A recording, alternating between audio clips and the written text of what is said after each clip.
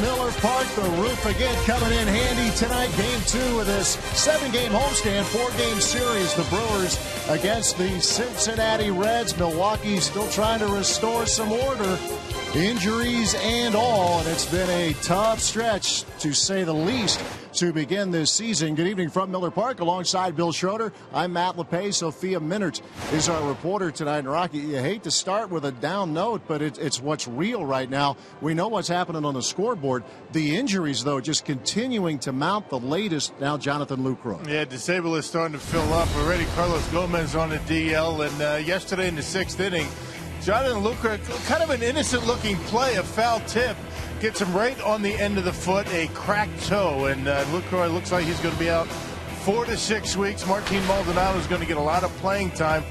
Luke put on the disabled list today. It's called a broken toe, and certainly he's going to be missed. Maldonado is going to get the lion's share of the playing time. The Brewers brought up Juan Centeno. We saw a lot of him in spring training, but Maldi, 129 career starts behind home plate. I think he's going to be very capable behind the plate. I think the Brewers, long term, though, are going to miss Lucroy's bat in that lineup. But, we talked about the disabled list filling up. Scooter Gennett also placed on the disabled list. He cut his hand in Pittsburgh in the shower of all places, and you can see what the disabled list looks like right now. 2 All-Stars on that list. We talked about Centeno coming up. Ilian Herrera, the super utility player, he's going to be playing second base today, so a lot of changes today for the Brewers. And in the meantime, the Brewers try to keep pushing on, trying to snap this losing streak. Ron Renneke trying to navigate his team through this very tough stretch. We weren't winning and scoring runs when we had everybody, so hopefully, some of the different guys I put in there today, those guys are hot. Herrera's hitting 400, and Jason Rogers was swinging the bat well. So hopefully they'll do some great things, and along with the other guys, and we can start scoring. Coming up, Sophia Minert will have more on tonight's starter for the Brewers, Mike Byers, as we continue on Fox Sports Wisconsin.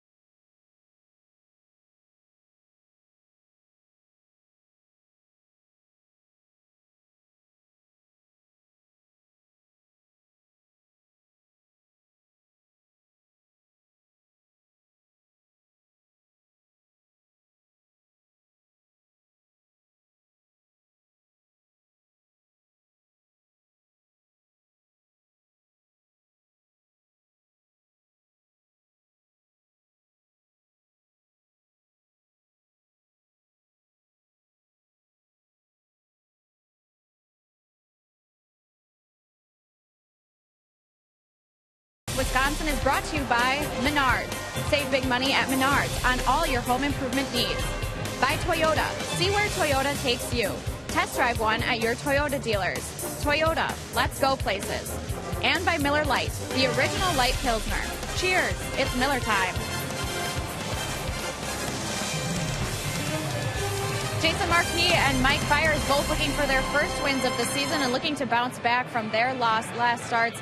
Now Mike Fiers and the Brewers have gone 8 straight games without a quality start from their starting pitcher. Mike Fiers is looking to get that turned around here tonight in his third start, also looking for his first win of the season, getting back to form that he was in a year ago. I feel like I'm not all there yet, but just, from St. Louis, just throwing a lot of strikes and getting ahead, putting guys away when I need to and making big pitches when I need to. The sixth inning was a little different. They got a couple runs, but I still feel like I got a lot of improvements to make, throughout my start. And, finishing the start was definitely one of them, the last time. So I just need to get better finishing the game. We've got first pitch coming up for you next after the break. Mike Fiers looking to turn around this losing streak for the Brewers.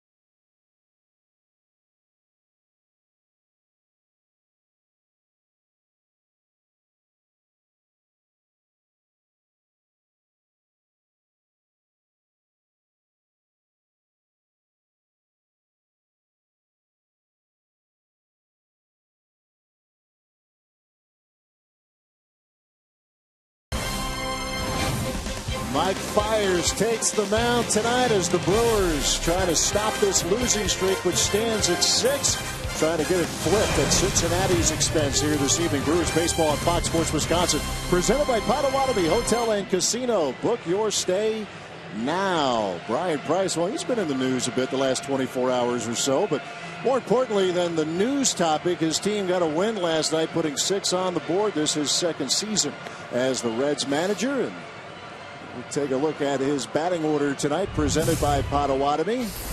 Billy Hamilton, who had a triple last night, will lead off. Joey Votto and Todd Frazier rounding out the top 3. Middle of the order, Brandon Phillips, Jay Bruce, and Marlon Byrd. Brian Pena will hit 7th. Zach Cozart had a big 3-run blast last night, hitting 8th. Jason Marquis, the veteran, on the mound against Mike Fiers. Yeah, making start number 5 career against the Reds. He's 1-3 with a 3.08 earned run average. Very good his last time out against the Cardinals. 5 2/3, 2 runs, and a 4-0 loss. They give up 7 hits, but 4 of them in 1 inning. The 2-run 6th that the Cardinals able to put the 2 runs on the board against Fiers. Well, let's check out our Menards Brewers defense. We got some changes To the Crew defensively, Davis, Schaefer, and Braun in the outfield. Got Jason Rogers, he's over at third base. Ramirez not in there tonight. Segura at short. Ilion Herrera at second base, just called up from AAA. Adam Lind at first. And Martin Maldonado expects to get the lion's share of the playing time behind home plate. Your umpires tonight, that's the crew chief calling balls and strikes this evening. Ted Barrett. Sean Barber is over at first. Angel Hernandez at second.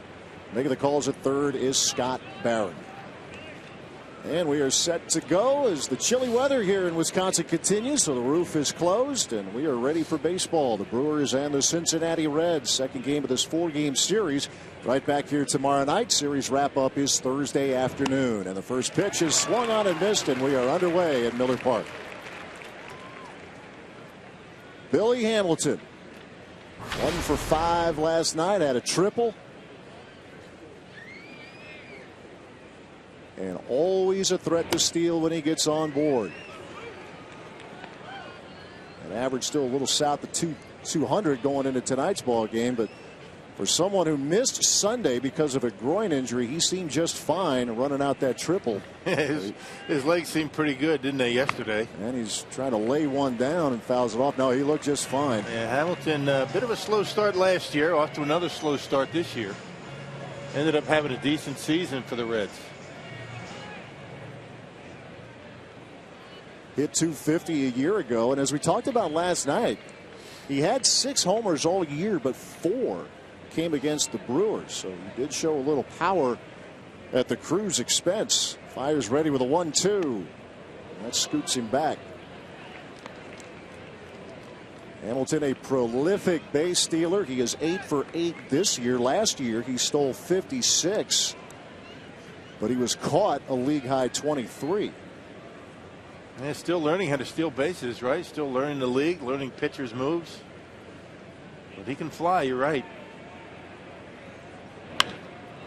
It's hit in the air to center, left center field, and this will be Chris Davis taking charge, and there is out number 1. Take a look at a DraftKings player to watch, and it is the Brewers starting pitcher tonight, Mike Fiers, who's had some good numbers his last 7 starts here in Milwaukee. Play daily fantasy baseball for free on DraftKings.com, the official daily fantasy partner of Major League Baseball. Enter promo code CREW. Yeah, good numbers for Fiers here at Miller Park, a home run hitter's ballpark, and Fiers a high fastball pitcher, but able to win some games here at home. Joey Votto played long ball last night for the 5th time this season. 2-run homer in the 7th inning. Takes here, but he was in attack mode more often than not last night, going after the first pitch. So he's been doing a little more of this season than what he has done historically. And this is lifted into center field. Logan Schaefer going back. He's at the track and makes the catch just shy of the wall. He didn't miss that one by much, did he?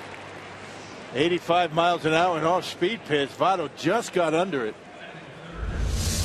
And check it out, that changeup. That's not where you want to change up there and down the middle. Votto gets good extension on it, lifts it high into the air, and stays in the ballpark for Schaefer. Boy, maybe a good sign there for the Brewers, because in this stretch, mistakes have been put over the wall. That's how it works when you're really struggling, as the Brewers are. If you're going well, a mistake has popped up, or maybe a warning track fly, and that's what it was off the bat of Votto, a warning track fly.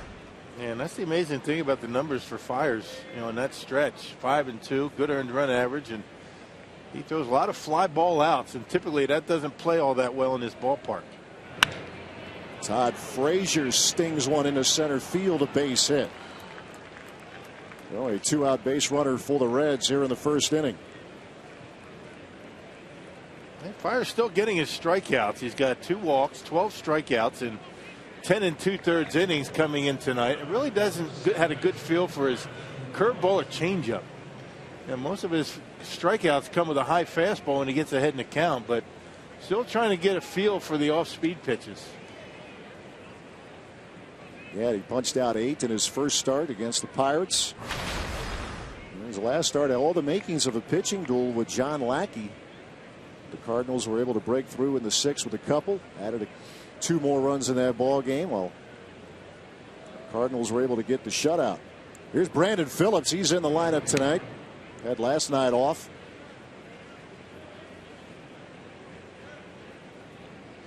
Three-time All-Star, a four-time Gold Glove winner.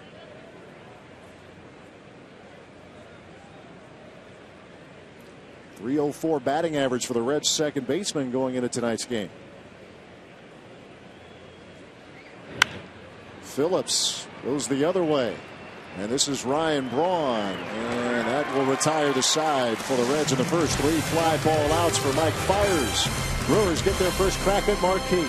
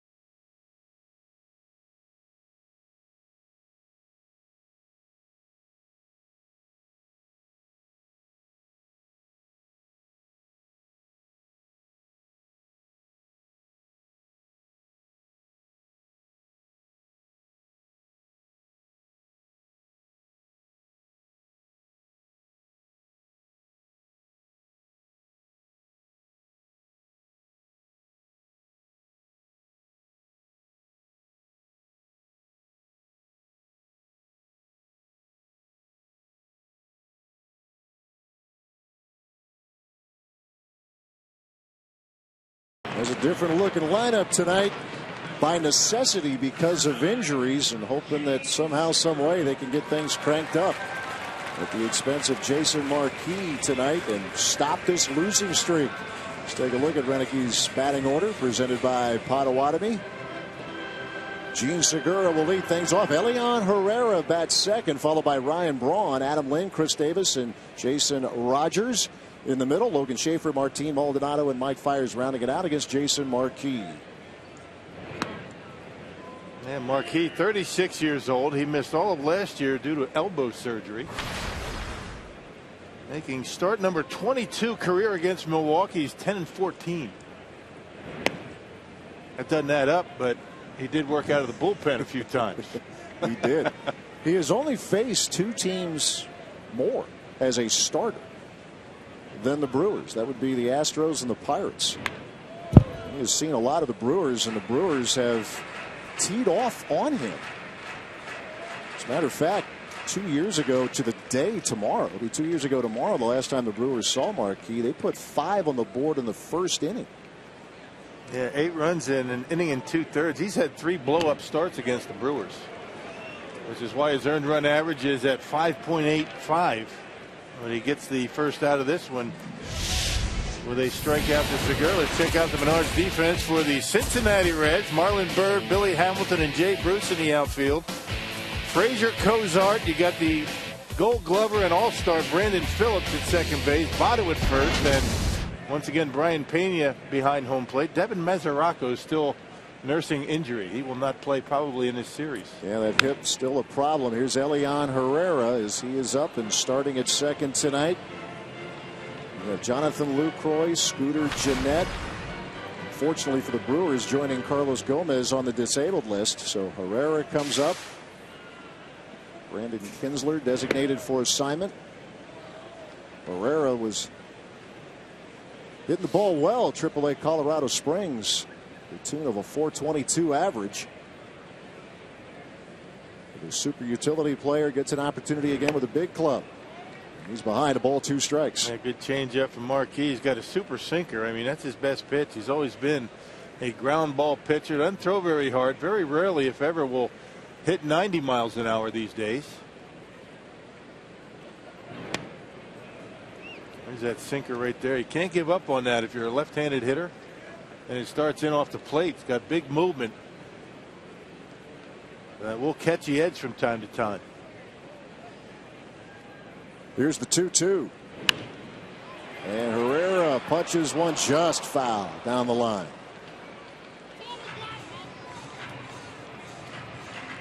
Herrera had 4 stints with the Crew a year ago, played a total of 69 games, and he has the super utility label for a reason. Play all the outfield positions, play short, play second, can play third. And he went around, and 2 up and 2 down via the strikeout.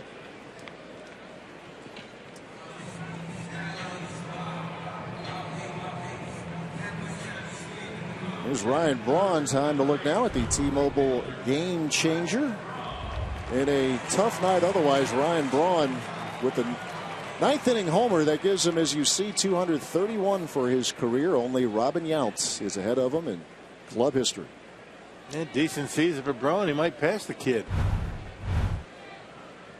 Well, Braun likes to go up against Jason Marquis. Has terrific numbers against the now Reds right-handed pitcher.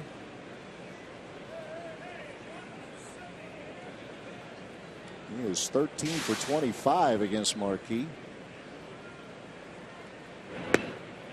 And when they last met, it was a home run off the bat of Braun in the first that got the Brewers going against the Padres.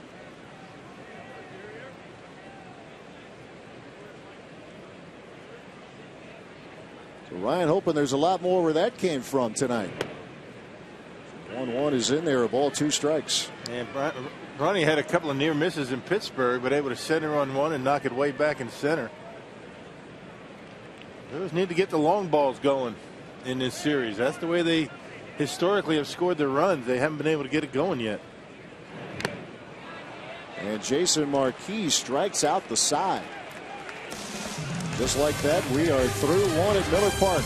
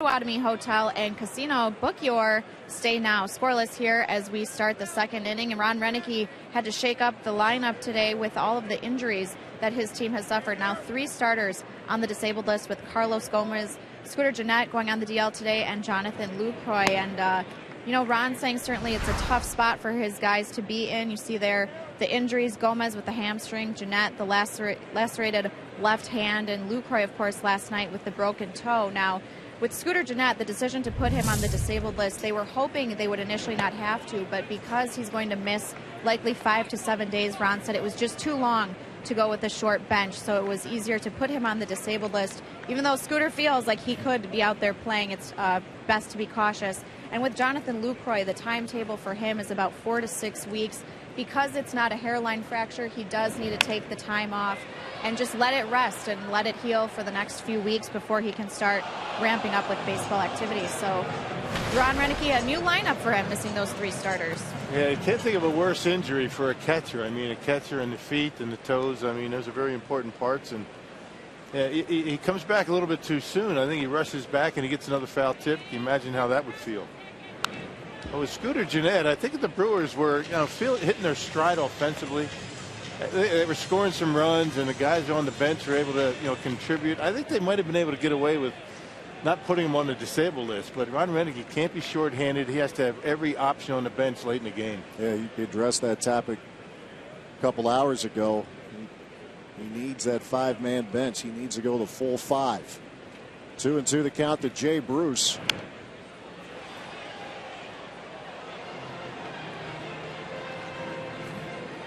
Bruce 1 for 4 last night. Well, the Brewers early last year, as in April, early last year, they had some injuries. Gene Segura was hurt. Ryan Braun missed time. Ramos Ramirez got hit by a pitch a couple of times. There's strike 3 call to Jay Bruce. First strikeout for Fiers. Yeah, had a little bit of a wrinkle on it as it got to home plate. Yeah, even with those injuries you were talking about last year, I mean, everybody else was picking it up. There's that change up from Mike Fiers on the inside corner. Not exactly where you want to change up, but it pulled Jay Bruce and he took it for a 3rd strike. Yeah, they went into St. Louis with a lineup that isn't dramatically different, I guess, in some respects, to what the Brewers have on the field tonight. And 1, 2 out of 3, they had Elian Herrera starting a couple of games. Maldonado had to catch. Ramos Ramirez got hit not once but twice, and after the second time he was plunked, he had to come out. Brewers were able to get a couple of extra inning wins. That's when things were going really well last April. Marlon Byrd fouls out of play. Yeah, they had a lot of confidence. I mean, early in the season, started out 1-2. Atlanta Braves on the opening series here at Miller Park. Then they swept that road trip and barely lost another game for a while. I mean, they were on a roll. They need to get back to that mentality again. And it was come to the ballpark and go today, show and go, as the Brewers trying to just do some different things, break the routine, find out what works. It's what clubs do when you are having your issues like this Brewers team has, and then it's all compounded by the injuries. 3 opening day starters, including 2 All-Stars on the DL. And it's April 21st. Now, nobody's going to feel sorry for you. Ron Renneke's the first to tell you that they got to figure out ways to make up, what they're missing on the bench, on the disabled list. It's a results-oriented business here. You got to win games. You don't get much for effort. Well, no check marks for that. Full count to Byrd.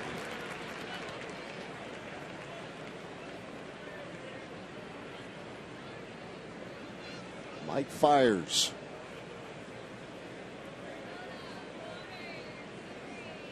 A solid ERA in his career against the Reds. Just a shade over 3.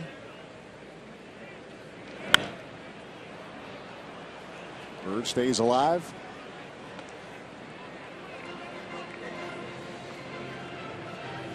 Byrd 0 for 4 last night, the veteran. As we mentioned, the well-traveled veteran. Now landing in Cincinnati.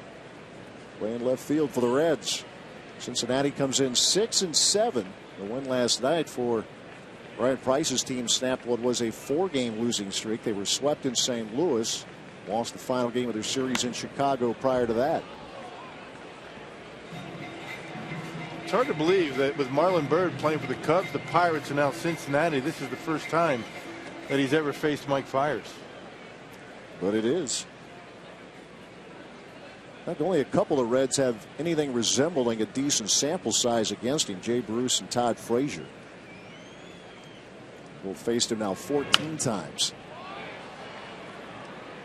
Fire's able to sneak that 90-mile-per-hour fastball in on the hands of Bird. Bird not able to catch up to it, get the barrel of the bat on it. You see that a lot with Fires, particularly when hitters haven't seen much of them.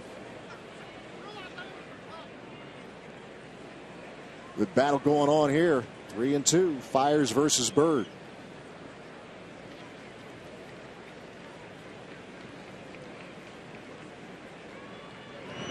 Got him. 2 strikeouts here in the second for Fires. Yeah, fastball in the outside corner, and Bird tried to pull it. Fires doing a nice job getting back into the count. Got down 3-1.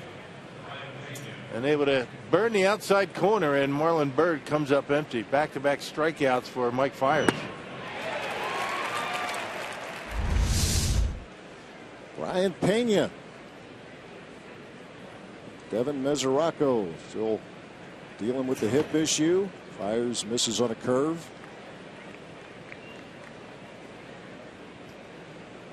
Well, last night we mentioned Fires' last start had the makings of a pitching duel. It was the same thing last night. Willie Peralta, Anthony DeSclafani, scoreless duel through 5. Reds broke through with a 4-run 6th.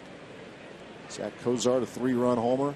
Joey Votto a 2-run shot in the 7th, and just like that, the Brewers were looking way up. Yeah, Brewers didn't get on the board till the 9th inning. Ryan Braun homer. The Brewers managing only 3 hits. Single from Hector Gomez, Braun's homer, and Adam Lind double. DeSclafani was very, very good. There's really nothing about DeSclafani that was really all that impressive. I mean, other than the fact that he pitched very well and he was mixing his pitches, but he didn't have that one, big fastball, that nasty breaking pitch. He just mixed his pitches well and kept the Brewers off balance all night.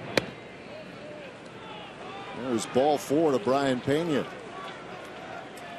Would DeSclafani be one of those guys, Rock, where some guys, if you get an 0 for 4, you know it because they just blow you away. They have range stuff. Yeah. DeSclafani, you look up and really, I had an 0 for 4. Yeah, well, it's one of those maybe comfortable 0 for 4s, but with 3 hits, it's not like the Brewers were seeing the baseball all that well against him. Now, granted, DeSclafani had faced the Brewers before as a member of the Marlins, but out of the bullpen. So we'll see what happens the next time these 2 teams hook up.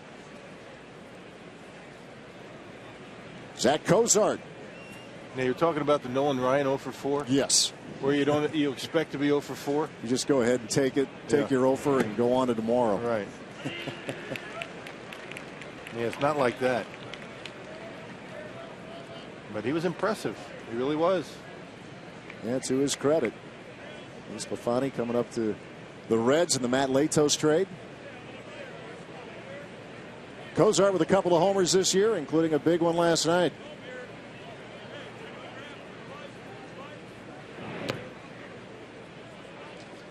Maldonado digs it out. Yeah, Willie 1 strike away from getting out of that bases loaded, nobody out mess with only 1 run in, but a high fastball ended up in the seats and left from Cozart. Very frustrating outing for Willie. That's how things go when you're slumping.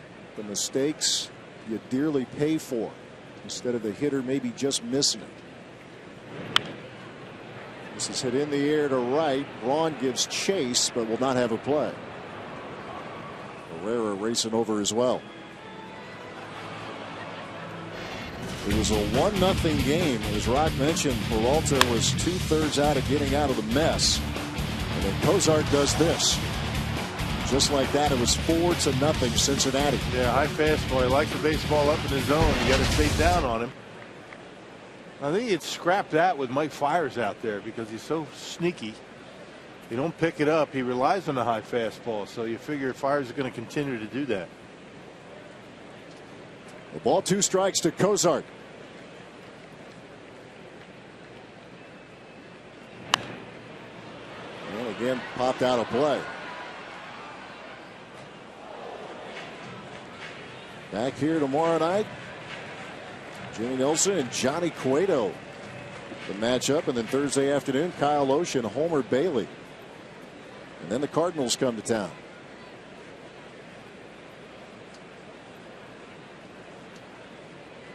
Look at Jimmy, head down. There he is. Doing a little grooming right there with the Clippers. Getting ready for tomorrow. And this extended at bat continues.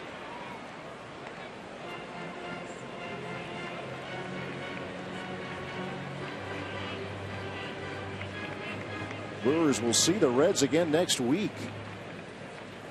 Great American Ballpark. Monday, Wednesday, and Tuesday. Part of a week-long road trip. It's Pena off the bag at first. And let's see if this will stay in play. It will not. Maldonado runs out of room.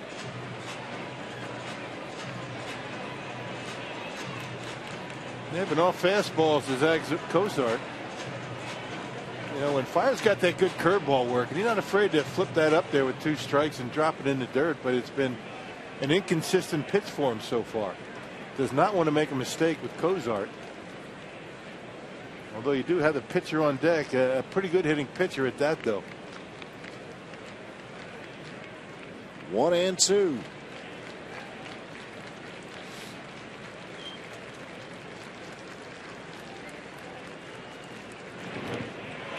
There's a breaking ball, got him, and completing it is Maldonado with the tag, and there's your inning. So good work. Mike Fiers striking out all 3. Middle of the second, scoreless in Milwaukee.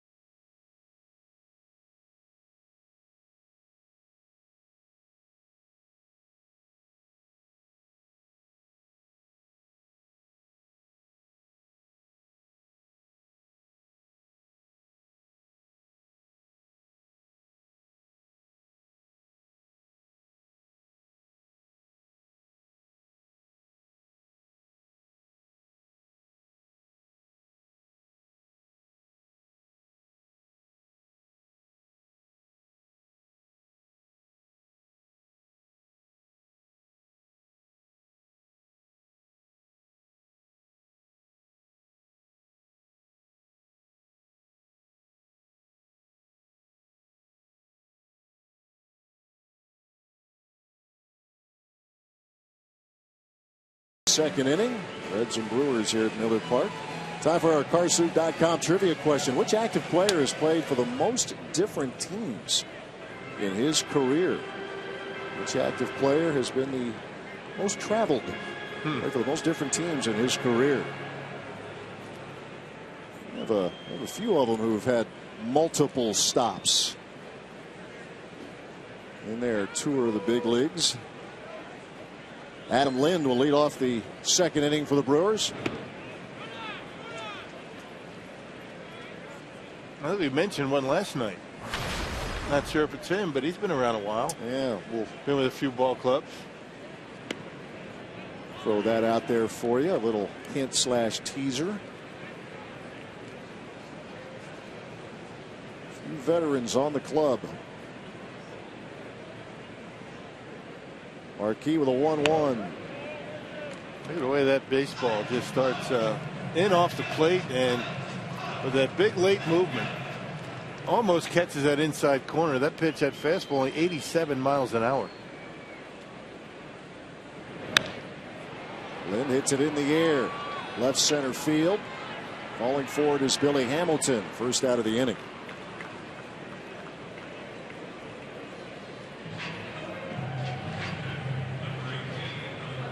Chris Davis strolling to the plate.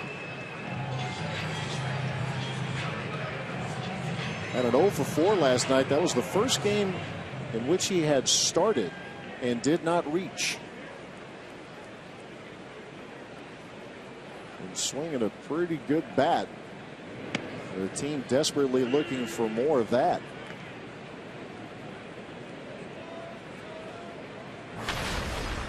Brewers come in with a team batting average of .208. Ron Renicky, I think he's, I guess we're all, if you're a manager, a player, or if you're us up here, we're probably all sounding like broken records. That this is, Renicky knows his team can hit. It's a different looking lineup tonight because of the injuries, but you know Braun will get it going more consistently. Davis has given his team some pretty good at bats. Adam Lynn the same. Yep, they're all just pressing right now. They're just trying to hit that 4-run homer with nobody on base. And Davis becomes strikeout victim number 4 for Jason Marquis. Hey, it's Willie Peralta bobblehead day this Sunday as the Brewers wrap up their homestand against the St. Louis Cardinals. All fans will get a Willie Peralta bobblehead courtesy of U.S. Cellular. For tickets, visit Brewers.com today. We got one up here. It's Willie Peralta with the classic Peralta staring in for the sign. There it is. Just like that. That's not ours, but that's what it looks like.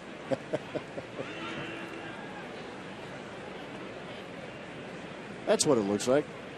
Right there. Jason Rogers in the lineup tonight, playing third. He had a couple of pinch hit appearances in Pittsburgh last weekend. As a matter of fact, doubled on Friday night.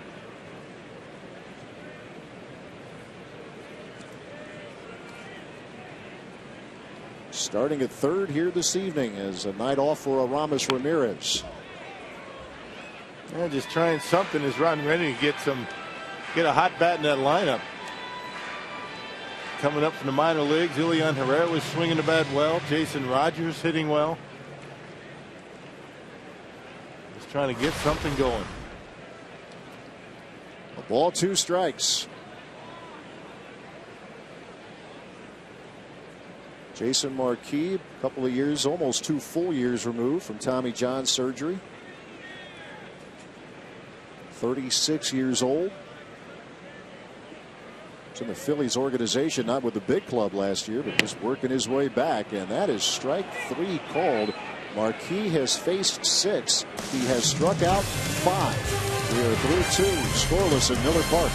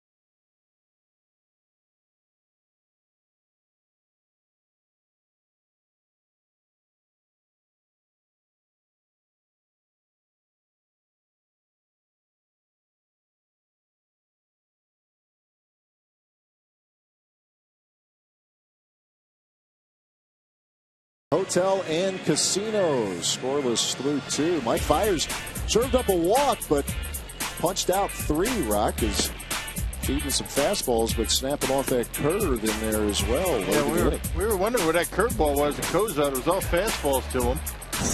And finally able to put the curveball in the dirt. That's where you want it with 2 strikes. And he got the punch out. Jason Marquis going after the first pitch. As Rock mentioned, Marquis in his career has been a very good hitter. His 5 career home runs. As a matter of fact, 10 years ago, he was a .300 hitter. Yeah, he can swing it. Of course, he missed all of last year. I mean, that's a pretty good career batting average right there. Pretty close to mine. And you have a .300 year on your resume, so let's get that out there. Yeah, that tells you what I did the rest of the time.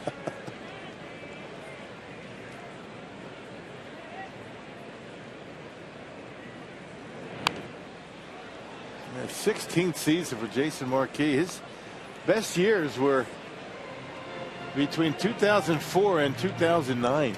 That's some big win totals. Rockies, Cardinals. Yeah, that 04 season with the Cardinals went 15-7.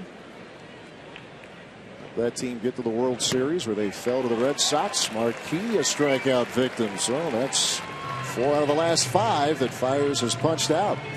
During the month of April, Fox Sports Wisconsin wants you to share your excitement and passion for Wisconsin sports using the hashtag #AprilMadeMeDoIt. Send us a photo of your family decked out in team gear or your face painted in team colors. You get the idea, just as long as it shows your enthusiasm for your hometown team. And follow @FS Wisconsin on Twitter to find out how you could win an April Made Me Do It prize pack.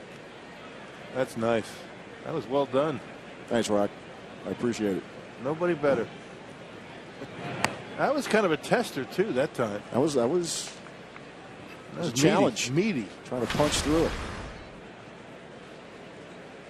I'm inspired by you and BA, your ability to whip through those. You know? Yeah, right. I'm serious. Back to the top of the order, Billy Hamilton. With a fly ball to left to begin the game. 3 fly ball outs in the first for Fiers. 3 strikeouts with a walk in there in the second. Fiers strikes out Marquis to begin the third.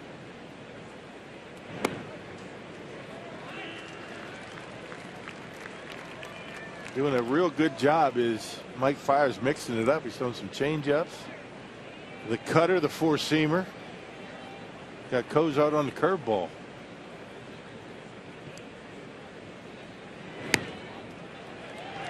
Fiers battles back 2-2 the count.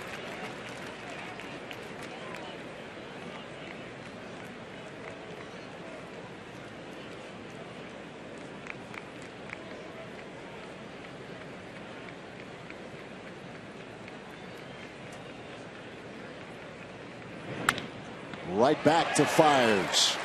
2 up, 2 down in the third. Again, a good start. Yeah, good changeup right there. Had Billy Hamilton out on the end and an easy comebacker. Even on a comebacker with Hamilton at the plate, you can't mess around too much. He's not getting down the line at full speed, but maybe that knee is giving a little bit of an issue. He only's running when he has to. Holding back a bit, perhaps. Here's Joey Votto. His career at Miller Park, Votto hitting better than 320. 323 coming into the game. 10 homers, including 1 last night. Hit the home run to left center on a fastball middle in on the first pitch. Swung on the first pitch at Votto last night 3 times. Unusual for him. Very much so. As patient a hitter as you will find. And a good one as well. It's the topic of a lot of conversation throughout baseball, but he's looking like a man on a mission, at least at this early stage, talking about Votto showing that power that he has displayed in his career when healthy. 5 homers already this year.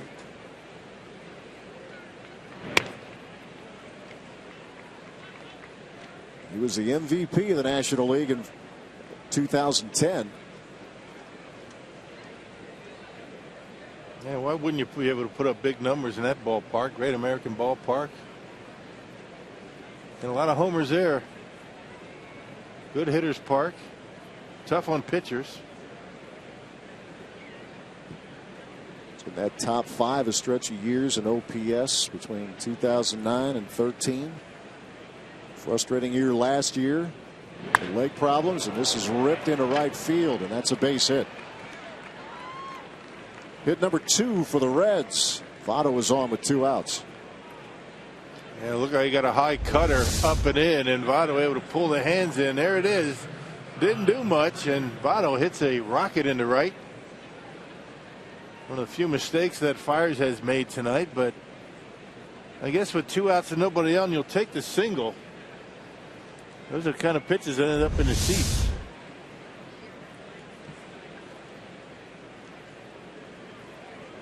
Fires will work against Todd Frazier, who singled to center his first trip.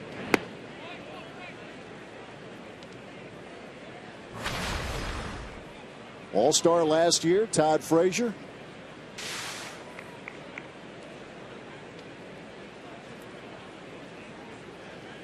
Off to a bit of a slow start in terms of the average, but he does come in with 3 homers. He's driven in 9.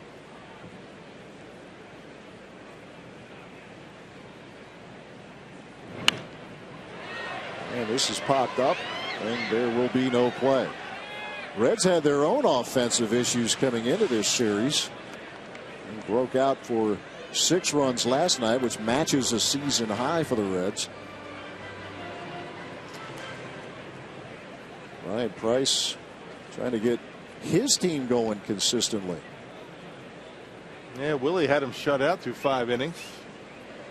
Then gave up a 4th spot in the 6th. And that seems like a lot more when you're having the problems the Brewers have had with the bats. 2 balls, 1 strike to Frazier. Stole his first base of the year last night. The Reds are 14 for 14 stolen base department. It's the best beginning they've had. Their 87 team was successful on the first 15 tries. Yeah, one guy's got 8 of them though. Yep, that would be Billy Hamilton. Right there he is. So far the Brewers have kept him off the bases. He's 0 for 2. Man, Frazier had a walking lead from first base last night and stole it easily. Yeah, walking lead from first base. That doesn't happen much. No. A 3-1. And there's ball 4 to Frazier. So the Reds, 2 outs, now have back-to-back base runners. A single from Votto and a walk to Todd Frazier. That'll bring up the cleanup hitter, Brandon Phillips. And Fires has been able to retire the first 2 hitters in each of the first 3 innings. Well, hitting the first, a walk in the second, and now hitting a walk in the third after 2 are out.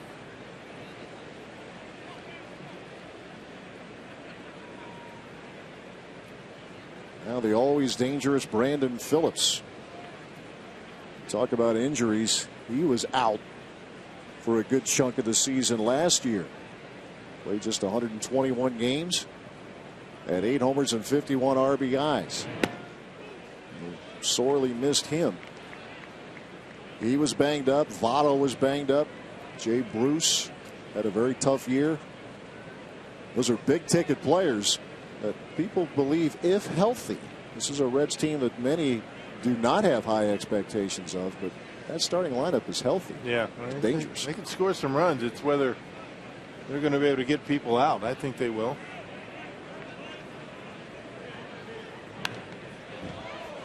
One and one the count. All the players in baseball, there probably aren't a whole lot. And I would put Carlos Gomez actually in that category. Guys who just, they look like they're having a ball out there. Yeah. Which, as I say that, he's got the more of the straight face. But you'll see Phillips with a big old smile on his face a lot. Same thing with Gomez, and Hope that happens here in the not too distant future, although Gomi on the 15-day DL with a hamstring injury. I hope it's only 2 weeks.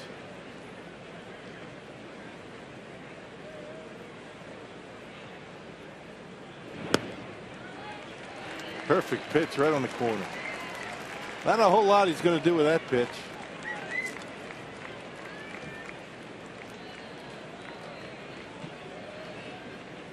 Fires a strike away from getting out of this little bit of a jam here in the third with 2 on and 2 out. Struck out Marquis, got Hamilton to bounce back to him. Single from Votto and a walk to Frazier. Fires ready with a 1-2. Do it again.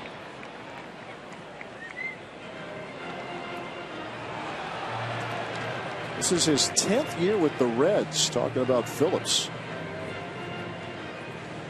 He and Votto have had that combo first and second longer than any duo in that franchise. Yeah, another team that didn't make too many changes in the offseason. Brewers, Cardinals, Reds, pretty much staying pat. Yeah, the Pirates turned over, that roster turned over a fair amount. And the Cubs bringing up the highly regarded prospects.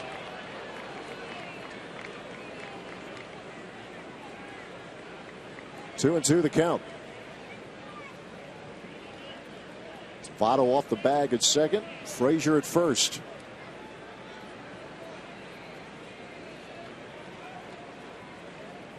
Pitch number 60 coming up for Fires here in the third.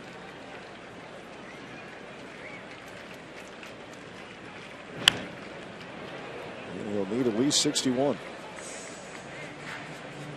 Yeah, Reds fouling off a ton of pitches against Mike Fiers. A little out in front, a little behind it. A lot of foul balls. That's how you get that pitch count as high as it is. You see, he got through that first. All the outs via the fly ball, and the second, all the outs via the strikeout with a walk to Brian Pena in there.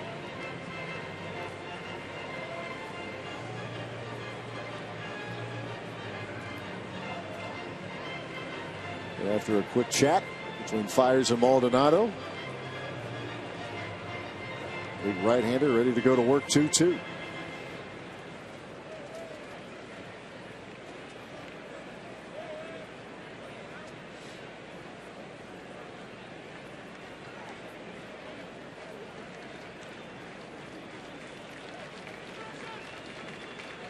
And here it comes. Curve in the dirt. So the runners will be on the move. Yeah, you get that over the plate and down in the dirt. You might get a check swing or a swing on it, but when it's off the plate like that, the hitter's going to lay off it just about every time.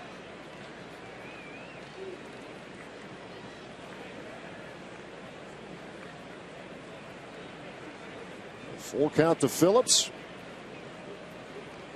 Fiers trying to keep this game scoreless.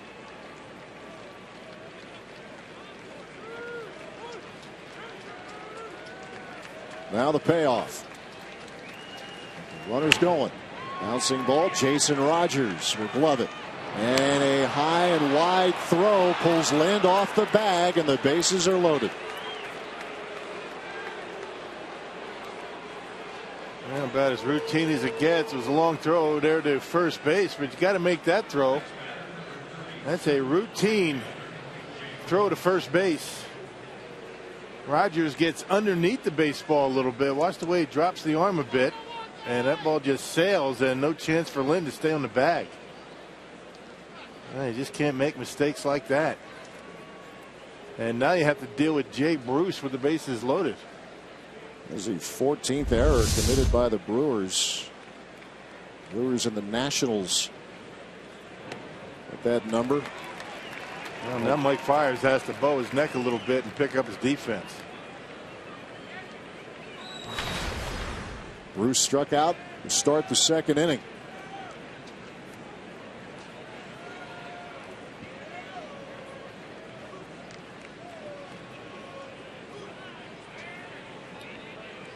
Tough year last year for the Reds right fielder, and sub 200 by way of an average early this year.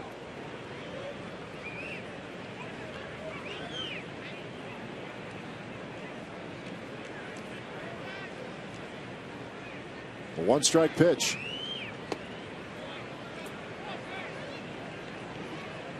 Pitch count continuing to climb. Yeah, having a difficult time commanding the changeup. That was a changeup last pitch.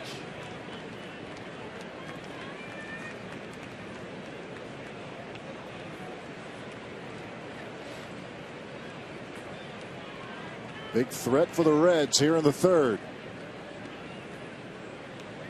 A power hitter at the plate. And there's a drive deep to right field. And it is 4-0 Cincinnati. Grand slam for Jay Bruce. Yep, you knew it was coming. And nothing good happens when you extend an inning. A routine ground ball, you throw it away, and Jay Bruce with the grand slam. This inning started 2 outs and nobody on. Boy, oh boy. That fastball out over the plate, and no doubt about that one. Let's see Maldonado's reaction. 4-0 Reds.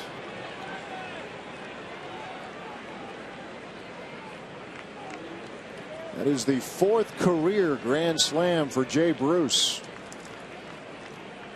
And the mistakes come back to haunt. Marlon Byrd takes a curveball high.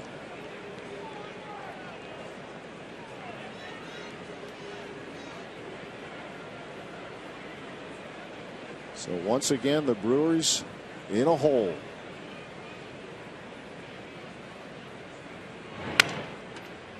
Gets by Fires, but Herrera is there, and the inning has come to an end. A grand slam from Jay Bruce gives the Reds a 4-0 lead.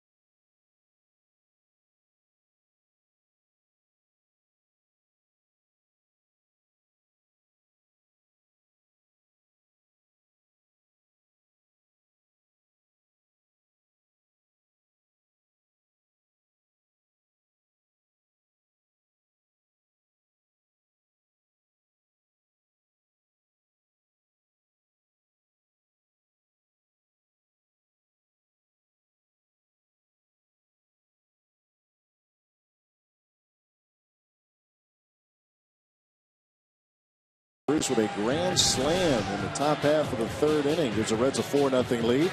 Every weeknight, don't miss MLB Whip Around on Fox Sports 1 with highlights, instant analysis, and live look-ins from around the league. MLB Whip Around, weeknight 6 p.m. Central on Fox Sports 1 and streaming live on Fox Sports Go. 7, 8, and 9 hitters for the Brewers here in the bottom of the third. Logan Schaefer going after the first pitch and punches one into center field. First hit of the night for the Crew. Yeah, giving Logan Schaefer an opportunity here tonight. Gerardo Parra has been getting most of the starting time in center field with Gomez on the disabled list. Schaefer picking on the first pitch and hitting it into center field.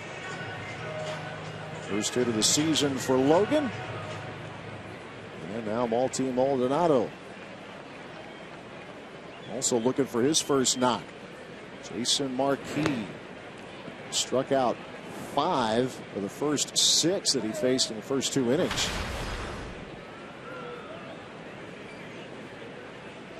Well, Brewers really have to try to concentrate on getting his pitches up in the strike zone early in the count. That big sinker. He gets a lot of ground balls, and throughout his career, a lot of double play balls. Maldonado with a drive to left field. Bird looking up, and it's gone. Martin Maldonado takes Marquis over the wall, and the Brewers are on the board.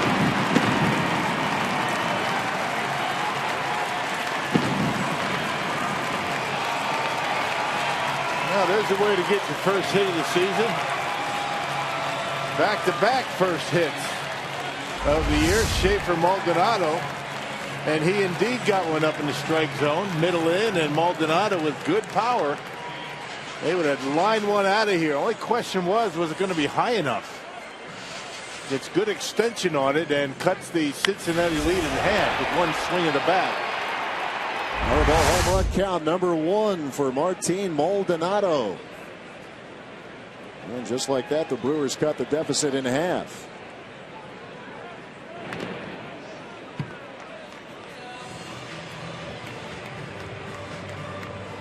Well, home runs in back-to-back games, maybe they're starting to feel it a little bit. That's what the Brewers do. And when they score runs in bunches, ordinarily home runs are a big part of it. Gets the Brewers on the board after the Jay Bruce slam in the top half of this inning. There's a good answer for the Brew Crew's offense.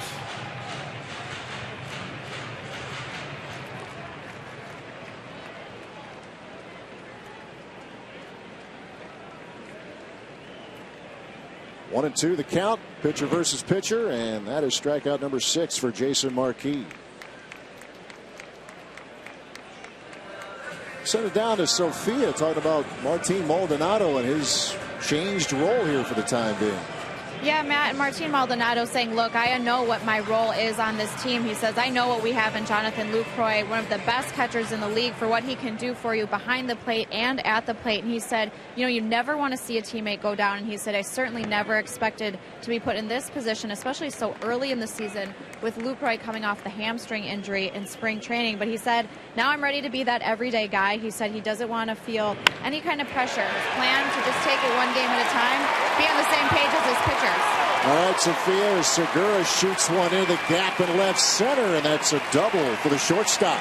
Yeah, getting some good swings on Marquis, getting up in the zone. That was his issue in his last start against the Cubs.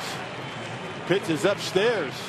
That was a slider that time, and Segura able to wait back nicely. And look at the extension. You know, a little bit down on the trademark, but he hits it hard into the gap all the way to the wall.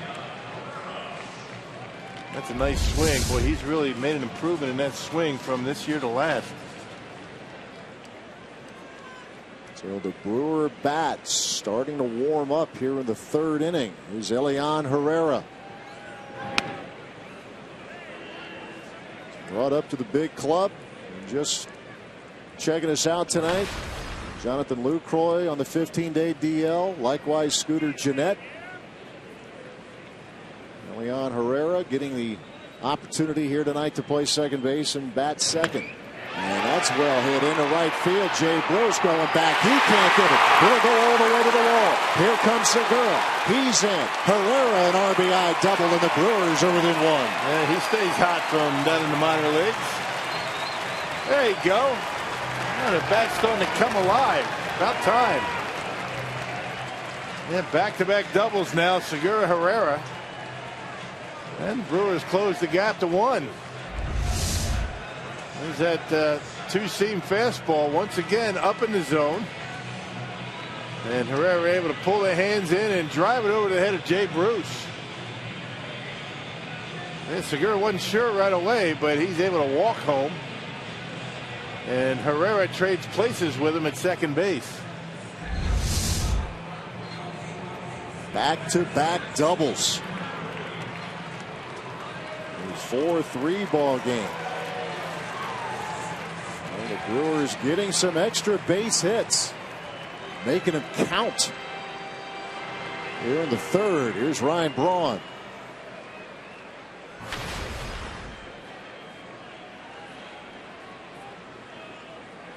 Marquis struck out the side in the first inning. The Brewers have touched him up here in the third. I'm not real sure about that call. That's that comeback two-seamer that starts off the edge. Yeah, Brewers can't give up on that pitch.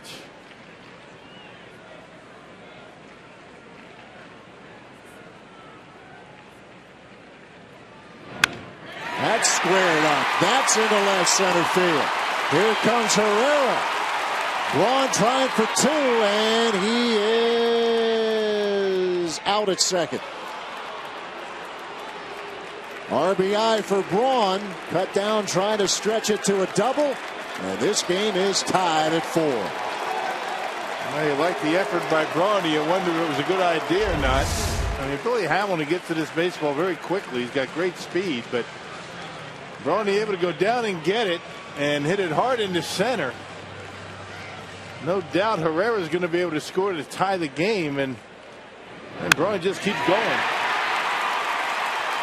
Well, Brewers tie it right away, so the Brewers answer the 4th spot by the Reds in the top of the inning. Second base umpire Angel Hernandez making sure Phillips secured the ball. 2 men out for Adam Lind.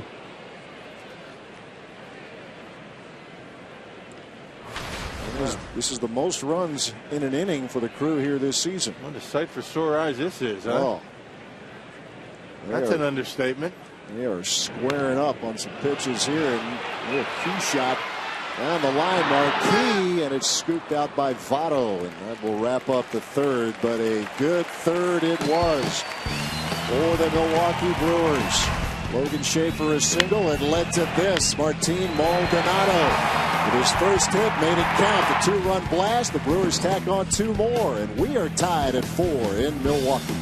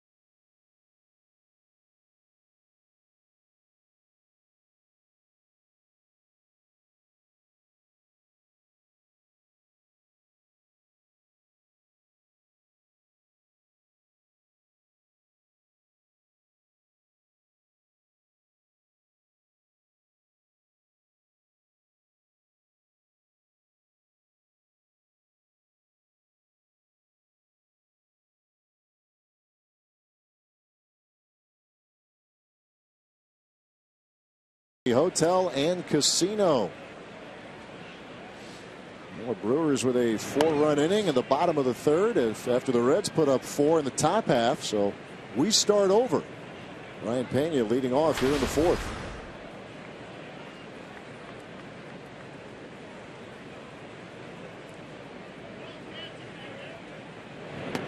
And the sweet sound of the crack of the bat, Brewer bats. Barreling it up is what yes, really sir. sounds good, right? Yes, sir.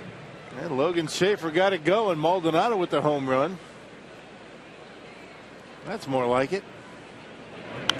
That's the offense you're used to seeing. And you know this team is capable of giving the fans here. And Segura with a double. Went back to back. Ryan Braun, RBI knock, tried to stretch it to 2, but Billy Hamilton was there to throw him out at second. Very good inning for the home team. And now Pena to center field. That's going to drop.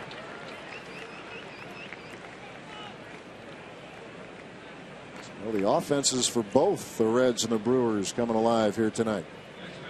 Yeah, both of these backup catchers, Maldonado and Pena, expect to get a lot of playing time. Yeah, Maldonado at least a month. Talking about 4 to 6 weeks for Lucroy. And Brian Pena back there replacing Mesoraco, has got a really bad hip.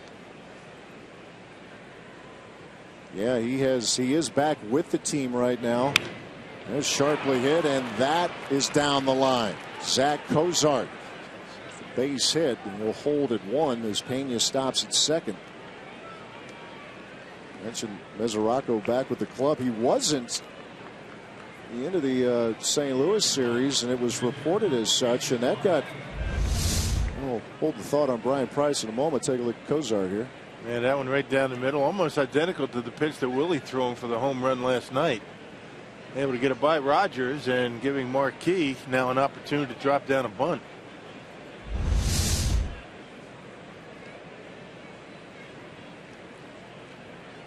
See the corner infielders in tight. Sacrifice bunt opportunity for Marquis. And he lays it down. Rogers will go to third for the force. They'll execute it. Segura covering out number 1. Yep. And they knew that who was running at second base. You had to catch her at second. They had a little bit more time. Good bunt by Marquis, but Rogers right on top of it. They had the wheel play on. They knew that Marquis was going to be bunting. Rogers got a head start. Segura over at third base. And not even close.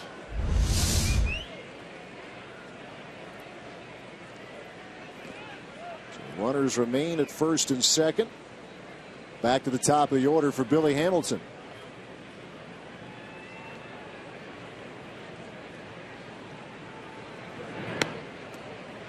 Well, anyway, Mesoraco is back, and the fact that he wasn't with the team, it was reported as such, and that got Brian Price riled up. Reds manager yesterday going on a rant of better than 5 minutes, an expletive-laced rant. Just didn't appreciate the fact that word got out that he was a man short. And today, Price apologized for how he said what he said, but did not back down on the content of the message. It's the thing that you have in sports or any walk of life, I guess, the conflict between what Brian Price views as the best interest of his team and the reporter trying to get the news out. Well, if the reporter is going to find the information, he's going to use it, right? I mean, yeah. I guess that's the way it is these days. No sense getting all worked up. That's not the first time he's been all worked up. Runner on the move. Cozart, here's a throw down to third, and he was in there. Zach Cozart stealing third. And the Reds have runners at the corners.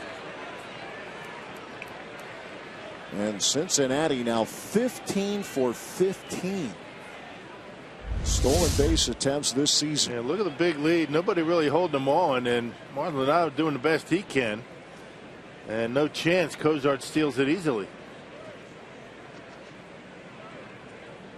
There's a hand pushing into that base, and the tag a little bit too late.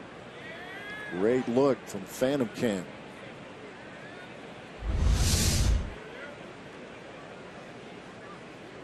So yeah, Brian Price, in addition to being upset at the reporter on the Mesoraco story, was still upset about what he viewed as a dirty slide from the Cardinals' Jason Hayward in a series in Cincinnati, not the weekend before last. Yeah, he's still talking about that slide. Yeah, opinions, let's just say they vary.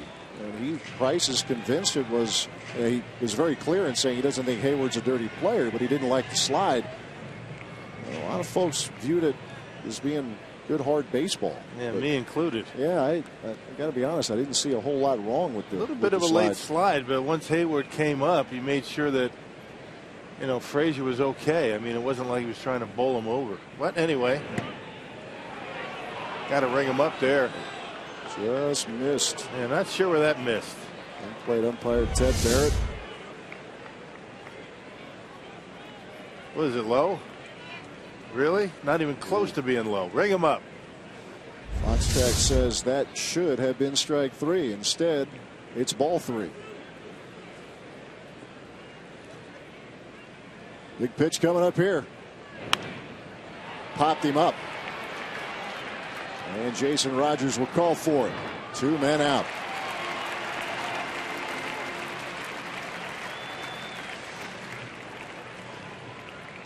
Good job on Mike Fiers after Billy Hamilton was given an extra strike to get him out. Well, you could just see something like, a double in the gap after strike 3 was missed by the home plate umpire.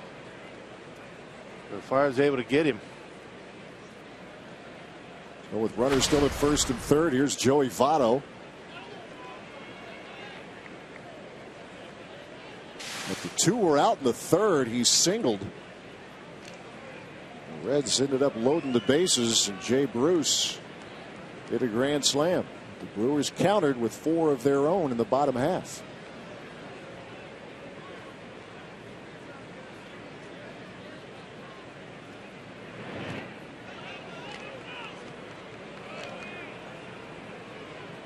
Ball misses. Votto holds up.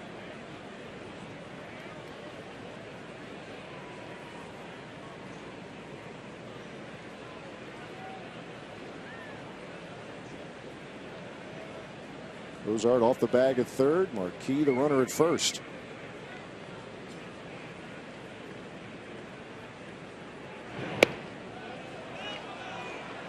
Just missing with that changeup. That's a good pitch, and that's a good take by Votto. A lot of guys are going after that pitch with men on base. Very disciplined up there at the plate. Yeah, he is just terrific at waiting for his pitch to drive.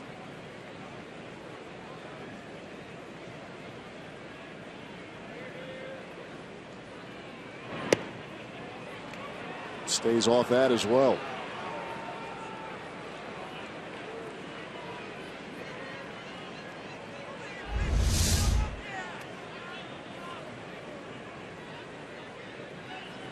Yep, good eye at the plate, just off the edge.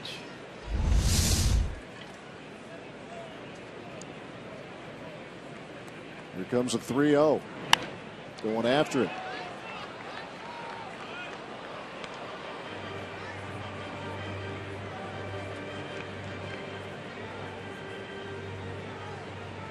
Mike Fiers trying to work his way out of a 2 out, 2 on. Runners at the corner situation. His team rallied. And one of the toughest outs in all of baseball at the plate.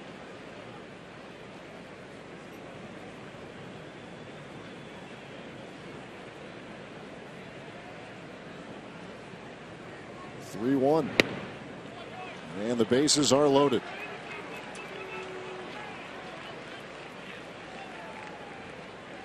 Joey Votto is among the best in a lot of areas, and working walks is one of them.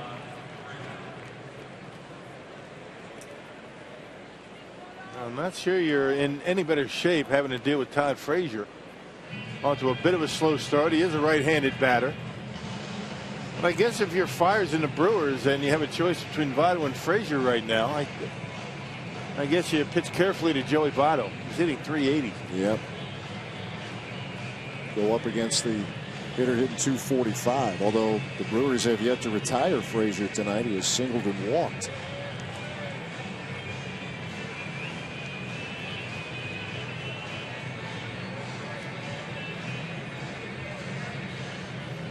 Frazier had a hit in 4 trips last night. Pitching coach Rick Kranitz out there.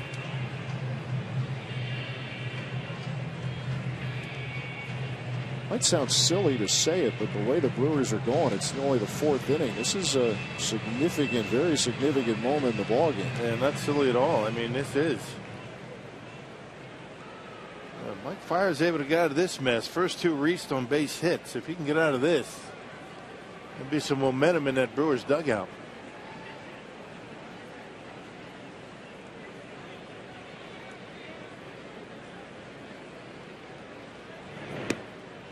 Frazier last year homered 29 times in an all-star season. He's homered 3 times this year.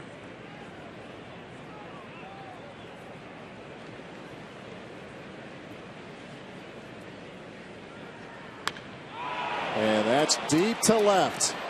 And that's the second slam of the night for the Reds. 8-4 Cincinnati.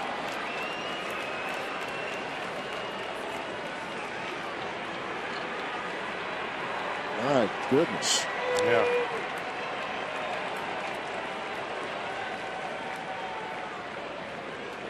And neither one of those home runs with the bases loaded were cheap either. I mean, that ball that Frazier just hit, fastball right down the middle, hit it a ton. There it is. Watch where it ends up, right down the middle. And Frazier knew it as soon as he made contact. And there's the Reds' 4-run lead once again.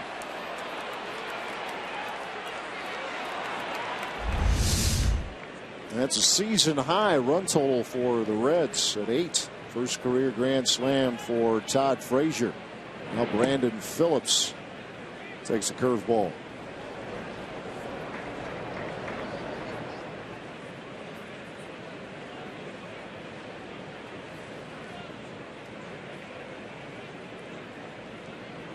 Well, the Reds putting on a power display in the first 2 games of this series. We've talked a lot about how the Brewers have not been hitting, and it's not like the Reds have come in here tearing the cover off the ball either. Yeah, they were ice cold as well. Hitting .223 as a team. 6 last night, all on home run power. 8 tonight on a pair of grand slams. Jay Bruce in the 3rd and Frazier here in the 4th.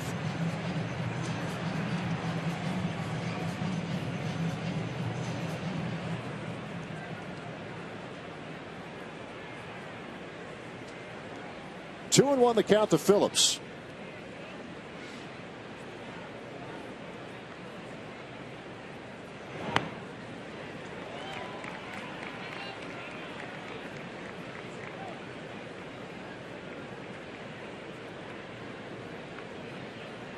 Well, the Brewers need Fires to keep punching here. He's already at 89 pitches. We're in the 4th inning. Going to be a short night for Mike Fiers.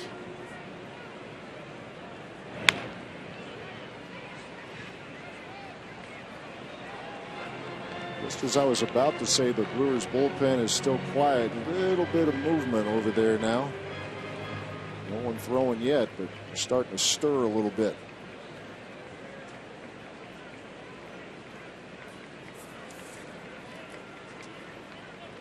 The 2-2 to Phillips. To right field. Braun near the corner has room. And that'll do it for the Reds in the 4th, but their second grand slam of the night. This one from Todd Frazier gives the Reds a 4-run lead.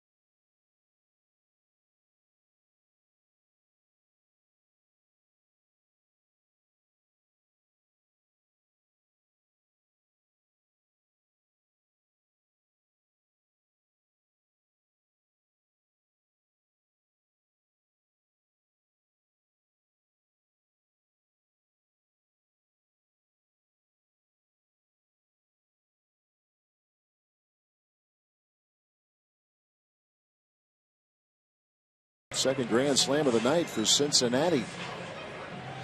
There's our Carsuit.com trivia question one more time. Which active player has played for the most teams in his career? Former Brewer. Yes, sir. Hawk. Saw Hawk here in Milwaukee, opening series of the season.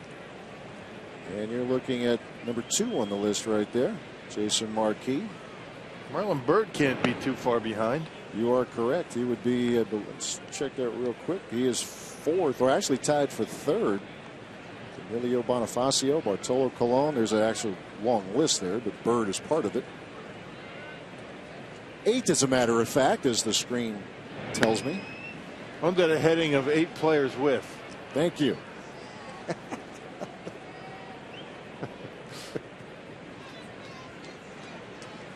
Ten teams, huh? You say well-traveled, we mean well-traveled. Means there's always somebody who wants you, though. It's being a survivor.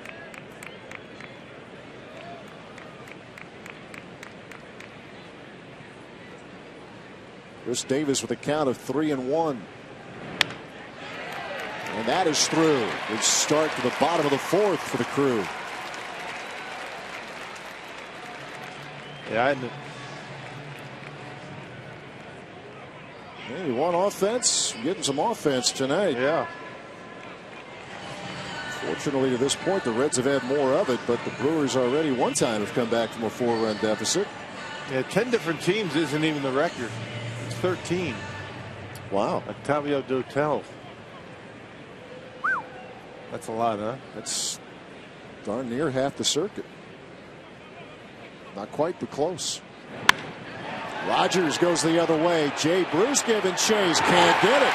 Off the wall. Big turn. Bruce with a big arm. Yeah, good idea. Yeah, Brewers with runners at the corners. Davis to 3rd. Yeah, you can't be making outs on the bases down by 4. Yeah, Brewers starting to get some swings on Jason Marquis. Second time the Brewers have gone over the head of Jay Bruce. And Marquis starting to get pitches up in the zone. I mean, look at that pitch. This is about belt high, and Jason Rogers takes it hard to the opposite field. And over the head of Jay Bruce. That's a double for most guys, but with Bruce out there with that arm, you better play it safe. And Rogers wisely does. Logan Schaefer started the last inning with a base hit. And after the first pitch, lifting it into very shallow left, and it'll actually be Cozart calling for it, first out of the inning.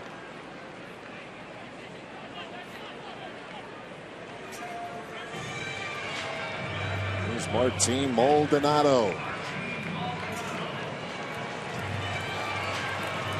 Just joining us, Jonathan Lucroy on the 15-day disabled list. Broken toe, foul tip. Off that left foot last night, so he's your starting catcher for the Brewers for the time being. Hey, figure Juan Centeno is going to get some opportunities. I think Maldonado's going to have to get those legs in shape. I mean, all the running you want to do and all the bullpens you can catch is not like game shape. He's going to have some heavy legs in a couple of days, so he's going to have to. Or Ron Rennie is going to have to get Centeno in the game once in a while, at least early on. Yep, a lot of baseball, nothing off until a week from Thursday. Maldonado homered to left. You get the Brewers on the board. 1 inning ago.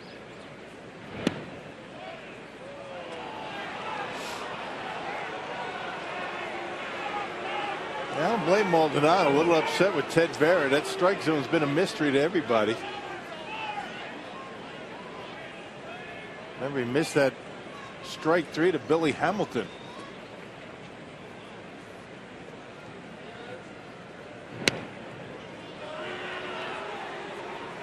And Maldonado behind. A ball, 2 strikes.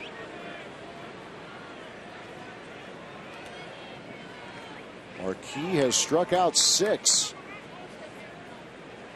He fanned 5 of the first 6 he faced tonight. Here's the 1-2. Struck him out swinging. Out number 2. Yeah, that's that big two-seamer, that sinker. When he gets ahead in the count, he will get that sinker down in the zone. That's where he got Maldi right there. You see the two-seam grip. Watch it go down as it gets to home plate, down and out of the strike zone. Those two-seamers, those sinkers that are up, those are the ones that hit. But he Pitts Maldonado toughened that at bat. Look at that pattern. Now Marquis will work against Gerardo Parra, pinch hitting for Mike Fiers. His night ends after 4 innings and gave up a couple of grand slams. It's Tyler Thornburg up in the Milwaukee bullpen. There's activity in that Reds bullpen as well. The Brewers have 7 hits off Marquis tonight. J.J. Hoover getting loose.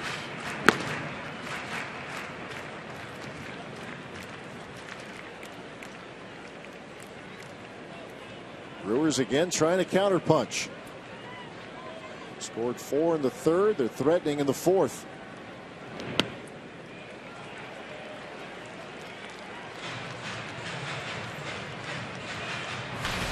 Brewers historically have hit Marquis a ton. His career ERA against the Crew coming into this one tonight, 5.85. He is 6-12 in his career against Milwaukee.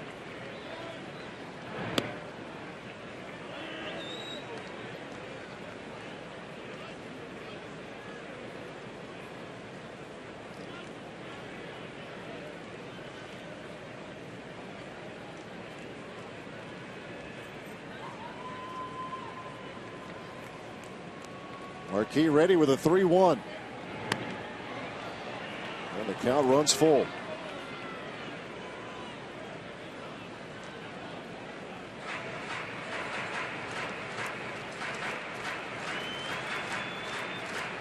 It's Chris Davis at 3rd. Rogers will be on the move at 1st.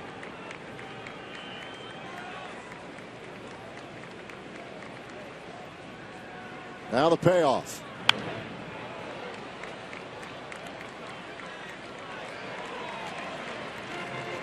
Yeah, Parra's got that good left field stroke. That wouldn't be a bad idea with the way that pitch from Marquis is moving away from him. I don't think he's going to challenge him inside. A lot of room down that left field line.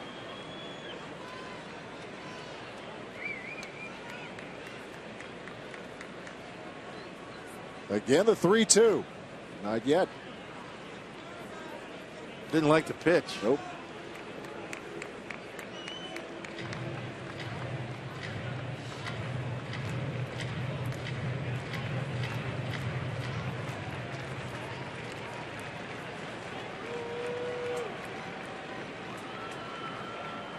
Now he's ready. And the inning is over. 8 strikeouts for Marquis through 4 innings. A threat, but the Brewers remain down by 4.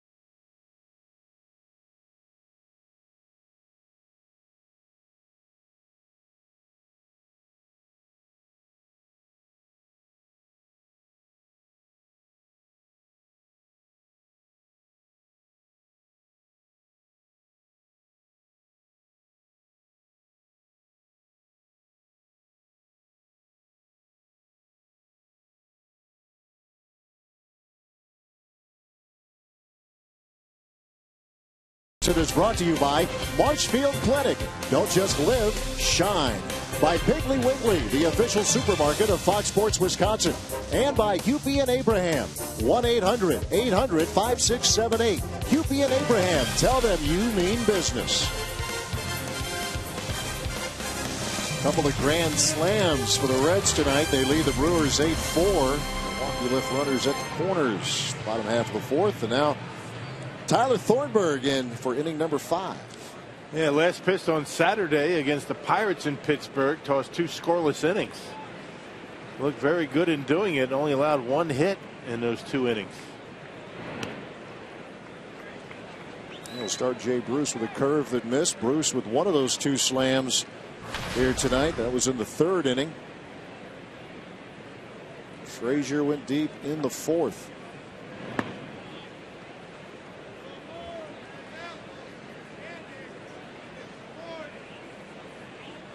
So now Tyler Thornburg trying to keep the Reds in control here as they have come to town swinging. All of a sudden they're swinging hot bats. Yeah, rough outing for Mike Fiers. I mean, a couple of 2-out grand slams in back-to-back innings by the Reds.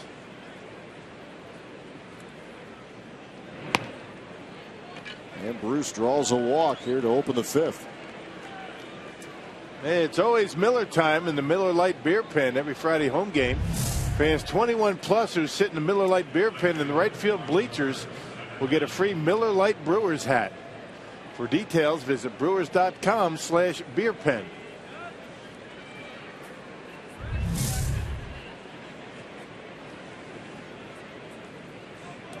Marlon Byrd to the plate.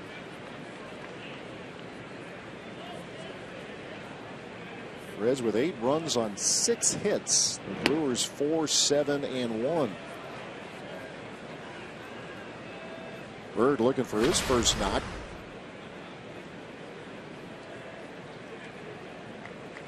Veteran off to a very tough start.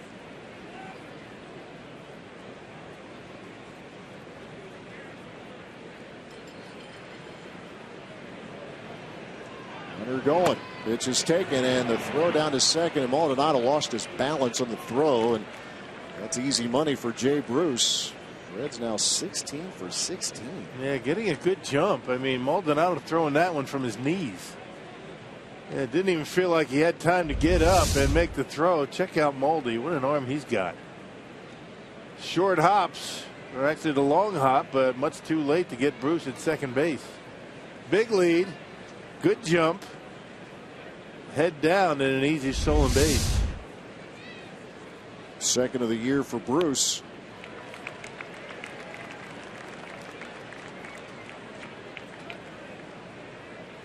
Thornburg so far this year has had a pretty good changeup working. Velocity's down a little bit for Tyler. Remember, he was hurt just about all last year. Maybe not really up to full velocity. Hopefully, the Brewers are hoping he gets up there again in the mid-90s, mid to upper 90s. He punches out Marlon Byrd. Out number 1. That changeup right there, that's a money pitch for him. One of the reasons why he was so effective to start the season last year. Yeah, he was pitching so well. You see the grip. You got the same rotation of a fastball. Hitter can't determine whether it's a fastball or a changeup until it's too late. He was pitching so well prior to that injury.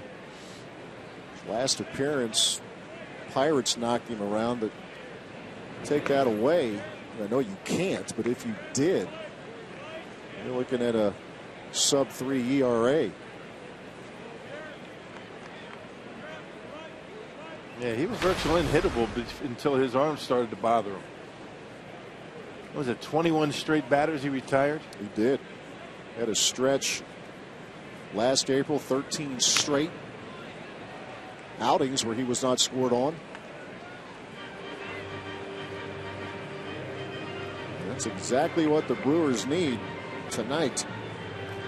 Jay Bruce, the runner at second.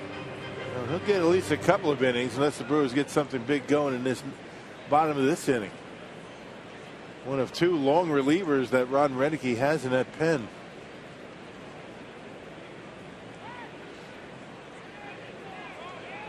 Put Blazek down there as well, and there's a balk. And now Bruce to third.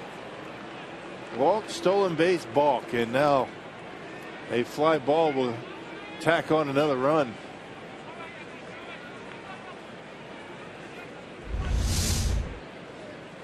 You see Segura coming in behind Jay Bruce. He kind of flinched, I guess, with the hands, but whatever he did was pretty subtle. Infield in. Pena takes strike two.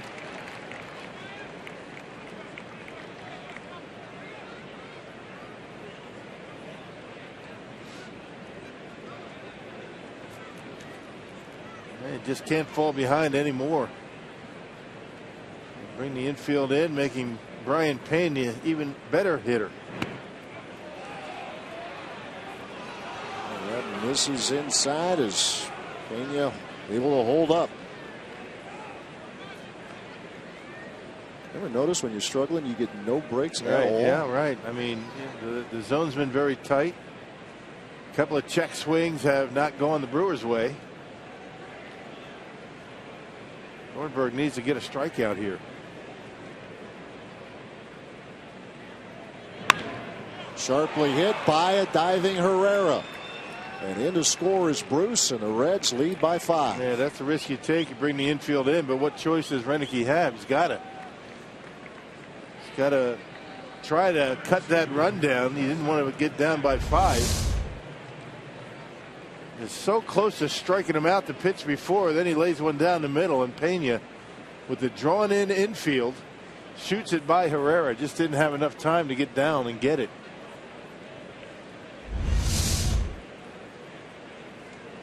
Zach Cozart.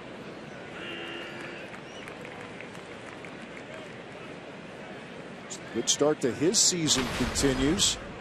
Every time the Brewers seem to make a mistake so far this year, teams are jumping all over it.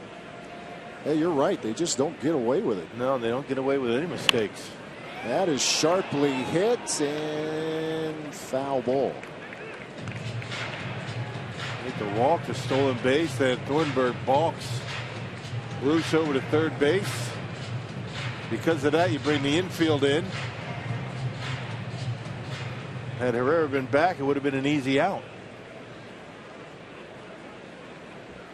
In the course of a long season, you certainly hope that you go through a stretch that's the total opposite. But this being the beginning of the year and how last year ended, everything gets really magnified. Now look, 2-11 is 2-11. But when you come out of the gate that way, everything really does seem to get magnified, at least on the outside.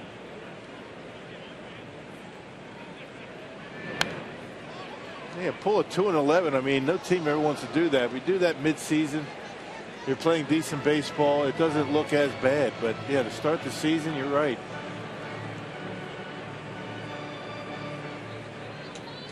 Team tries to change the routine. You're trying about everything you can. Right now, they're looking up at a 5-run deficit. 2-strike pitch. Fly ball to left. Davis going back. And Zach Cozart has his second home run of the series.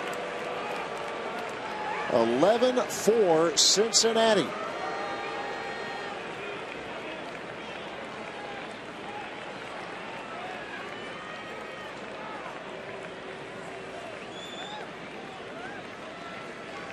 Yep, a fastball right down the middle of the plate.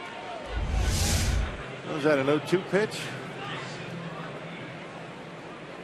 In off the corner. You can see where Maldonado's setting up. He wants the ball down and away. Thornburg throws it middle in, and Cozart knocks it out of here on a no-ball 2-strike pitch.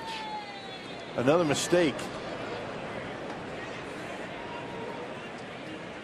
And Jason Marquis lifts one to left. And Chris Davis toward the line.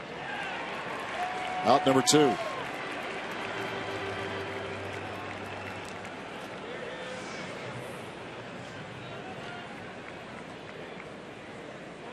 Suddenly the Cincinnati offense comes alive. Go figure. Well, they're getting some pretty good pitches to hit, in all honesty, in this series. Brewers are making some mistakes, and they're jumping all over them. Back to the top of the order, Billy Hamilton. Fly ball, a comebacker, and a foul pop to third. It's been Hamilton's night so far. 11 runs for Cincinnati in the last 3 innings. Boy. 11 runs on 8 hits. 2 grand slams, 2-run homer. RBI single from Brian Pena.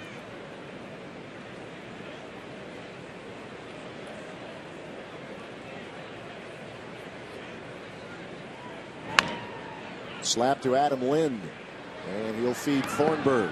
Side retired, but the Reds tacked on 3 more. Move to the bottom of the 5th. It's 11-4 Cincinnati.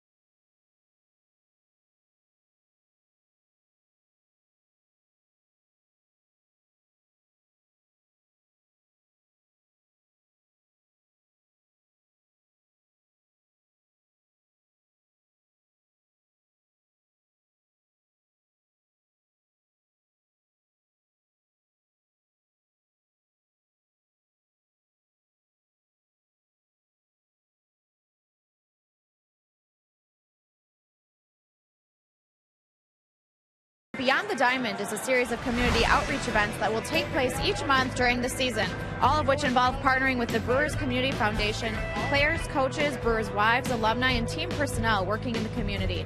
The community events will be funded in part by BCF and focused on the areas of health, education, recreation, and basic needs. All right, Sophia, thank you much. Gene Segura leading off the bottom half of the 5th. The Reds put 4 on the board in the 3rd via a Jay Bruce grand slam, 4 in the 4th on a Todd Frazier slam, and 3 more in the 5th, a single and then a 2-run bomb from Zach Cozart. Brewers runs coming in the 4th. 2-run shot from Martin Maldonado, and then they strung a couple of doubles together. Now brought an RBI single, and here's Segura starting the 5th with a base hit. Yeah, just keep going at it. Yeah, you never know. Segura continues to put a good swing on the baseball. His 2nd hit. Double to center, and now base hit to right. See the way he's staying back this year. I mean, you keep talking about it, but what a difference it is in watching him swing the bat. Good balance, stays back, and drives it hard to the opposite field. What a great look at that swing from Phantom Cam. Elian Herrera is at the plate, presented by Wendy's. Herrera just up to the big club, struck out in the 1st inning, but an RBI double scored in the 3rd. Scooter Gennett on the 15-day DL. Herrera up with the big club now. Make room on the 40-man. Brandon Kinsler designated for assignment. Juan Centeno also called up because of the injury to Jonathan Lucroy, now on the 15-day DL. 3 opening day starters for the Brewers on the disabled list. on this, the 21st of April. Right. Yeah, tough break for Brandon Kinsler. I mean, you're talking about a guy 2 years ago that was one of the best in the business. And had his injury problems a year ago, and now designated for assignment. He could still be with the ball club. They have 10 days to figure out what they want to do with him. Put him on waivers, release him, or give him an opportunity to go to the minor leagues. 3-0 to Herrera.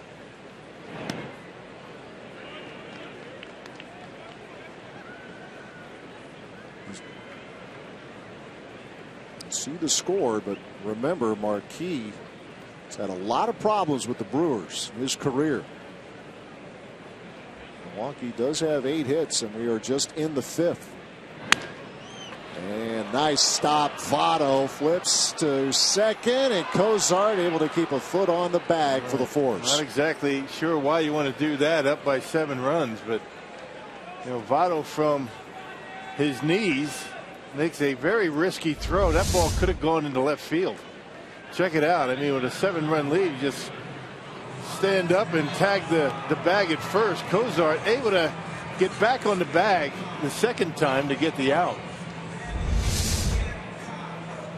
Well, you're right. Already 1 out in the inning. You take the safe route, get the second out, but it worked out for Votto. Herrera the runner at first now for Ryan Braun. Braun, an RBI knock his last trip. He's thrown out trying to stretch it to a double, and this goes off the glove of Frazier. And a base hit. Herrera turning second. The Brewers have him on the corners. Ryan Braun flexing his muscles. First pitch and nearly taking the glove off of Todd Frazier. Got a glove on it, but no way he's going to hold on to it. It was hit so hard. There's that 2-seamer to sinker up.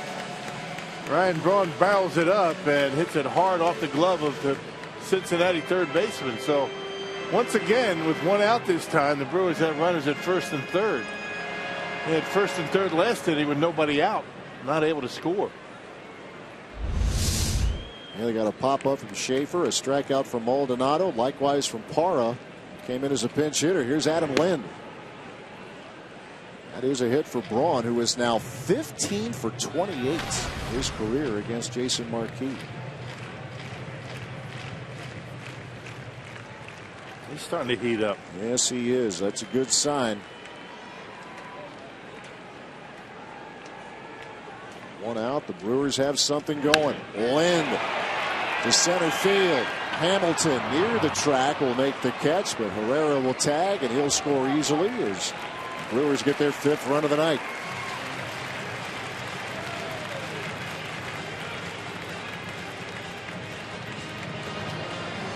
RBI number 6 for Adam Lind. Yeah, get him more on that barrel, and that's a 3-run homer.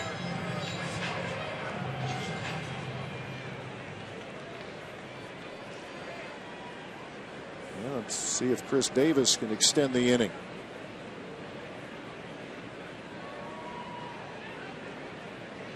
He singled to start the last inning.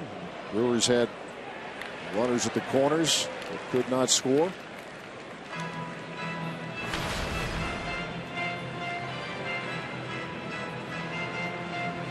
Brewers have now out-hit the Reds 9-8. How about that?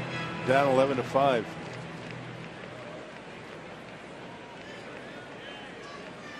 A lot of times this game makes no sense.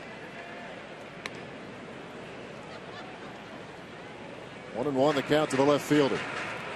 Yeah, nobody said it was a fair, right? Nothing's fair. Nope. Doesn't have to be. Yeah, the multi-run homers for the Reds tonight. 2 grand slams. Bruce and Frazier.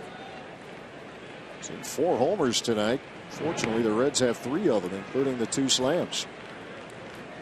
Cozart a 2-run shot. Maldonado 2-run homer for the Crew.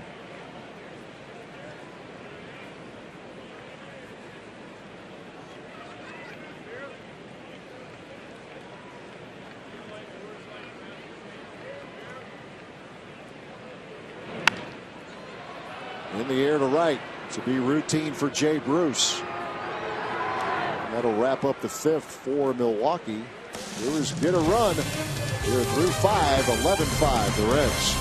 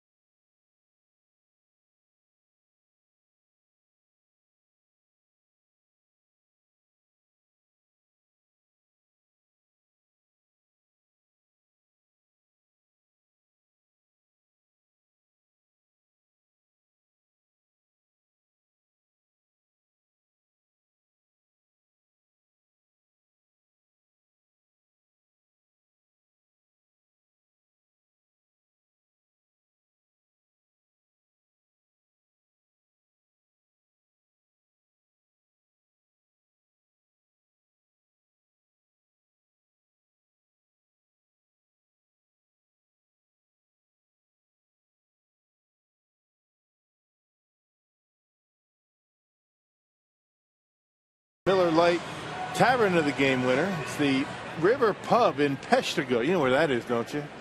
Oh yeah, oh yeah. Northeast part of the state near Marinette. Yep. Yeah, if they call the Brewers in the next 24 hours, they get 40 Miller Lite beer pen tickets to a Brewers home game. This offer courtesy of the Tavern League of Wisconsin and Miller Lite. Joey Votto again going after the first pitch. Fouls it off as we move on to the 6th inning. Goes after the second pitch as well. Right center field. And Joey Votto plays long ball. As they are looking like the big red machine of the 70s right now on offense. Votto, his 2nd home run of the series. Yeah, one to left center, now one to right center.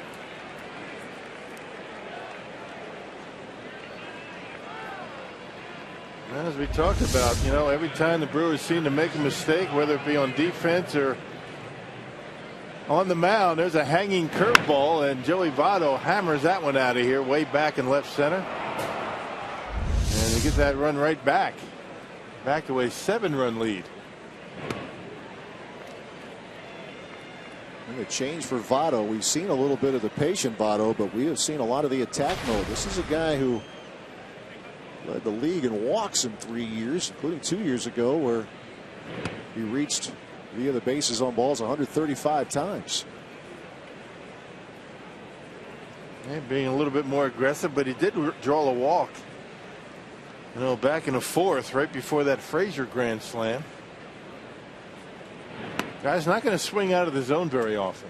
Very disciplined up there, but he will take his walks. It's the 9th multi-hit game for Votto this year. This is game 14 for Cincinnati. 6th home run. Frazier holds up.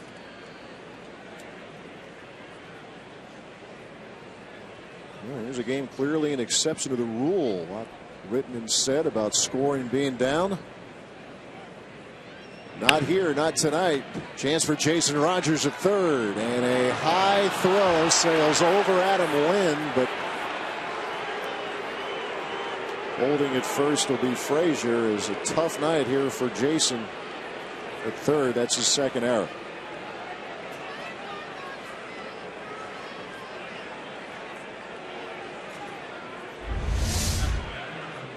Well, he gets down on it nicely, and once again gets under it, and that's not even close. 2nd error of the night. Last time it opened the door for that Jay Bruce grand slam. Brandon Phillips. And that was back in the second inning when Phillips reached on the error on the third baseman, and this is stung into right field, and Braun has to play it on a hop. Yeah, the Reds have runners at first and second. A run already in, still nobody out.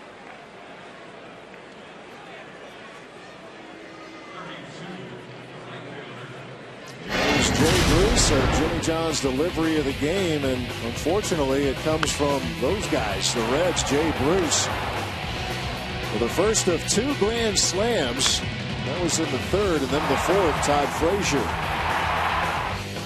Both occasions, Mike Fiers the victim. The Reds have also homered twice off Tyler Thornburg. Jay Bruce at the plate.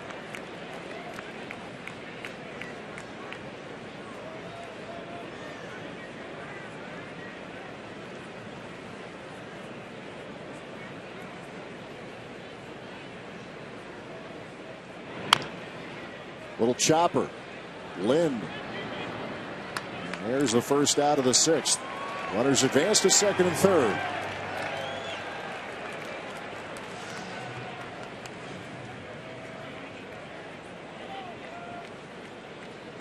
Well, when Tyler able to keep that off-speed pitch down in the strike zone, that's what can happen. I mean, that's what he's been able to do so far this year. And leaving a lot of pitches up.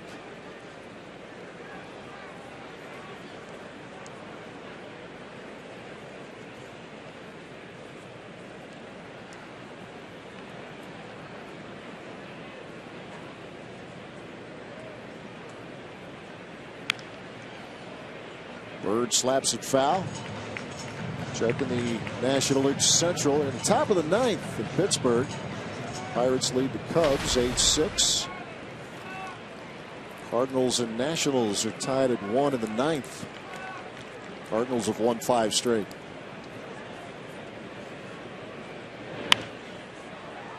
Bird lifts one to center. Here comes Logan Schaefer. Makes the catch, tagging Frazier, coming home, and the throw is wide. Frazier is in, and Phillips moves to third. 13-5, Cincinnati. Yeah, probably not a good idea to airmail that one into home plate. That allows base runner at second to go to third. Yeah, Brandon Phillips able to get into third base on the throw, not hitting the cutoff man.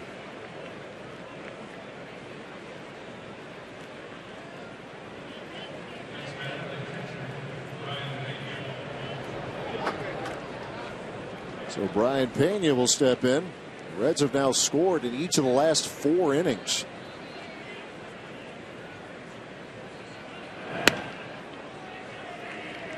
Four in the third, 4 in the fourth, 3 in the fifth, and now 2 here in the 6th.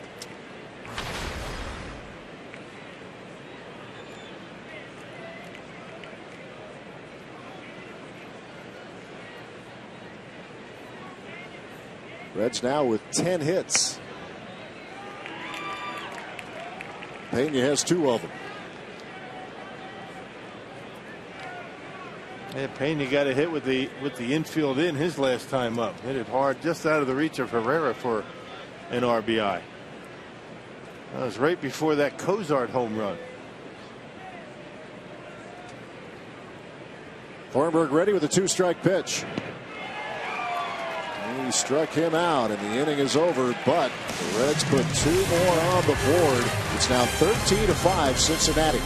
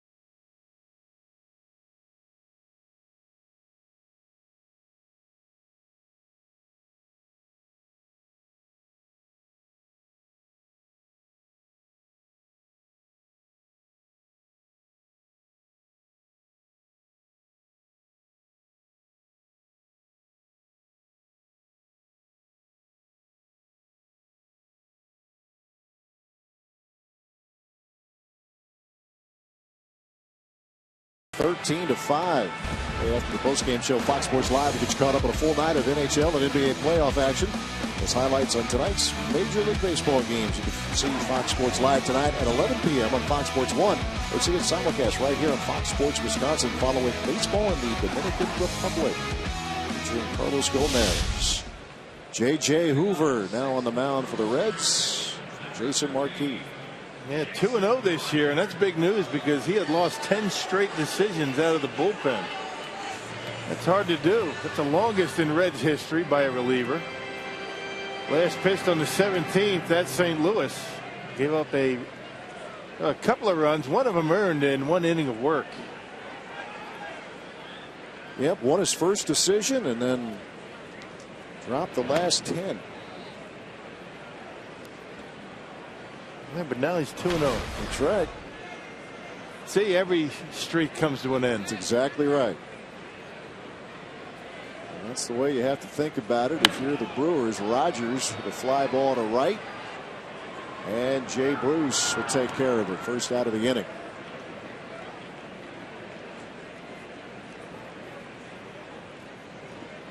I would imagine Ron Renicky has asked every year he's been here when the team scuffles about at what point do you just go off? Do you have a tantrum for whatever reason? And that's just not in his makeup. No, he's not a guy that's going to flip over tables and kick things. He's pretty much under control, but that doesn't mean he's not going to get on somebody.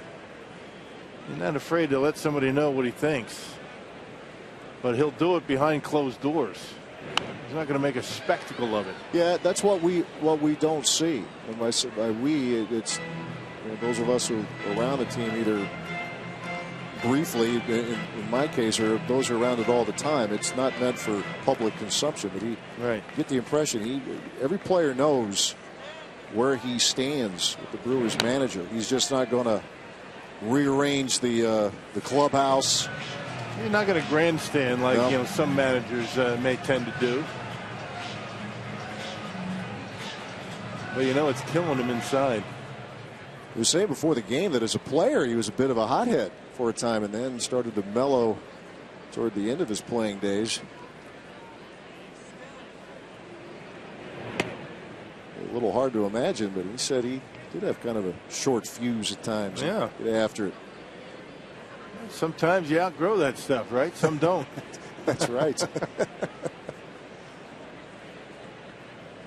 They don't mature as gracefully as some of us are saying. Logan Schaefer off the hands, fouls it off. I haven't outgrown it yet. No, I think you're a kinder, gentler, as we mentioned in Brewers Live pregame. You're striking me as a mellower rock. Well, they said I was a bit grumpy on the set last night on the Big Money Moment. Can't imagine why. I would have no idea. Right. It's good that they care. A mellower rock, that just doesn't sound right, does it? A contradiction. More of a sandstone, maybe? Yeah. Full count to Logan Schaefer. I would imagine, and I'll defer to you, but the days of the tantrums and maybe things that you saw back in the, quote, the day, you don't see a lot of it now. Maybe from time to time, and if you do, it's talked about all day. And right. Social media, talk shows, that type of thing, but I just don't know if it would even have the effect. Guys don't respond to that kind of thing. I don't think they ever did, but I think some managers try to get their point across like that. Everybody knows who those guys are in the past. Although I do miss, every now and again the dust up a manager and an umpire. You don't see it anymore. I just think days are gone in baseball. Pretty much. Yeah, with replay it has been reduced a lot. Take, for instance, last night, the play at the plate. That would have been an opportunity for Renicky to get upset at the umpire, but all he do is calmly go out there and say, take a look at it, and it's all done. Managers would use that to try to motivate their team, and you don't see it anymore. It doesn't happen. Logan Schaefer draws a walk. Here's Martin Maldonado. Take a look at the home run leaderboard, the Powerball home run leaderboard. There you go, Maldonado with that blast tonight in the fourth of the year for the Crew.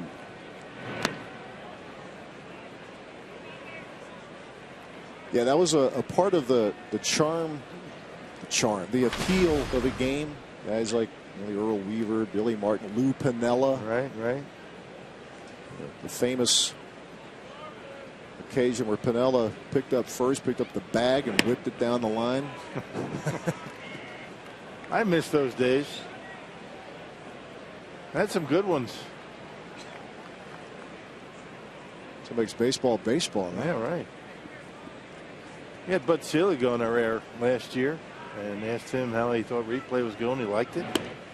And I asked him, is there any way you can continue replay, but keep the arguments in baseball, even if they're fake? And he responded. He said, I don't know. That's not my department. I'm going to tell you right now, the replay in baseball, and this is the second year of the expanded replay, college basketball can learn from it. It's better in this game that we're watching now, I think, to a large extent than it is in basketball, and the fact that the replay is in a sterile environment. Where in basketball, they're over the scores table, the officials looking at the monitor. That's tough. Maldonado. Yeah, do you think that maybe the officials in basketball, when they look at those plays in the arena, are affected a little bit by the crowd? I think they can be affected maybe by the crowd, Rock, but the monitors aren't that big. I mean, UNBA got the tour last year.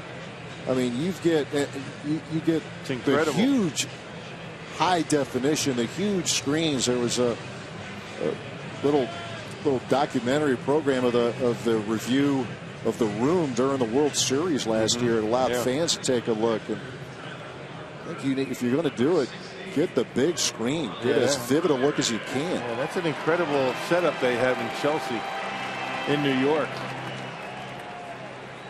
It doesn't take them long. They look at plays right away. Every close play they'll take a look at. Umpires are assigned to 2 games each every night.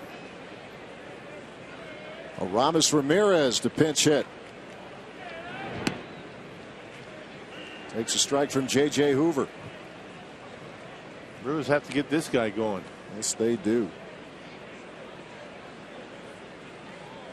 Those who have followed him know that he can have very, very rough starts, and this has been one of them. Just a 130 average.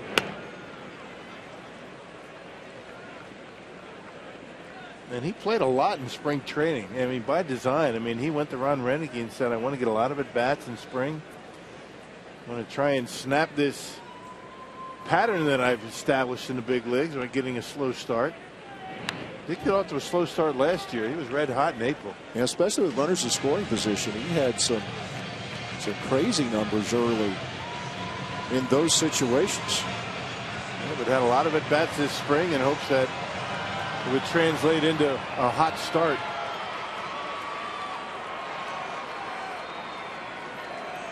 A ball, 2 strikes.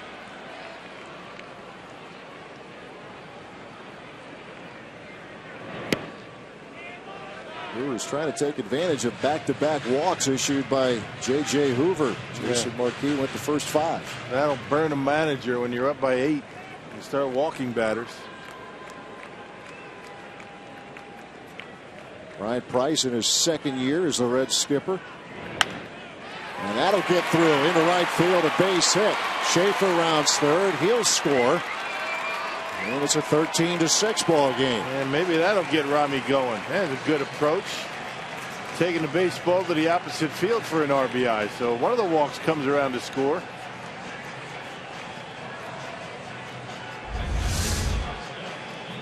Good job by Ramirez. It looked like he was thinking right field the whole way. Got a pitch up out over the plate.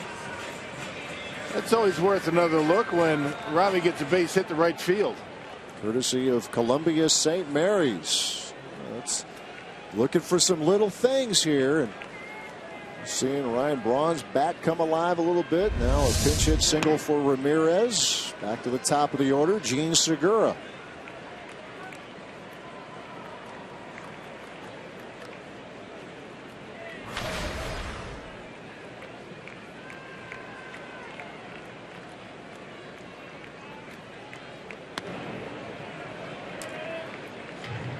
And double barrel action now in the Reds' pen.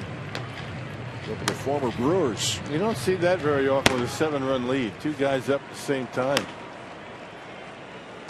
Right-hander Baden-Hop, Manny Parra the lefty.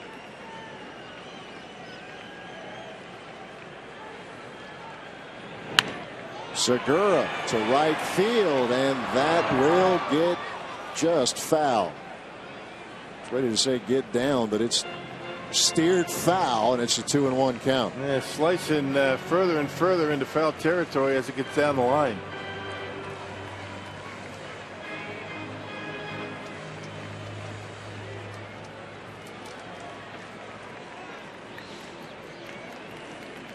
Two balls, one strike.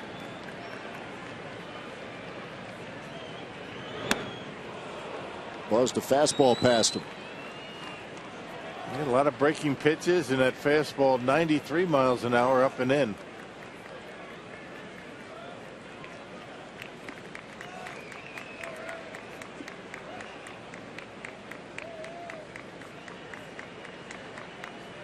Now the 2-2. Segura's battling.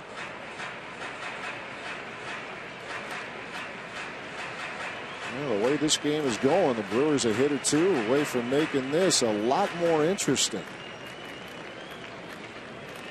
They're down 7, but they have 10 hits tonight. And they're threatening. There's some more runs here. Runners at first and second, and now a full count on the shortstop. Marquis went the first 5, gave up 9 hits, 5 runs. Struck out 8.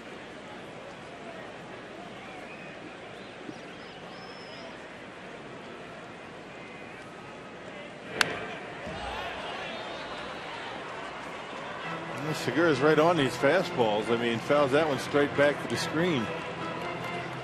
Just a little bit underneath. You'd like to have that one back. You see his reaction.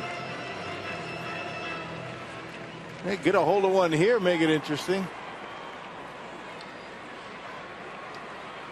Looking for his 3rd hit of the night.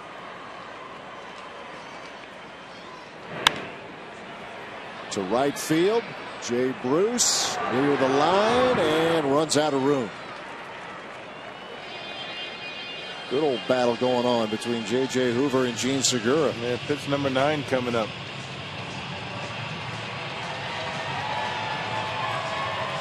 Segura's average has taken a nice jump tonight. Came in 292, and it is 2 for 3. That average improves to 314. See if he can keep that climb in the right direction.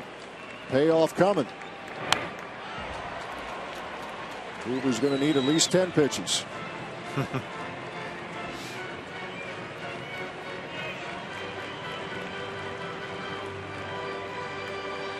The 4th 3-2 pitch coming up.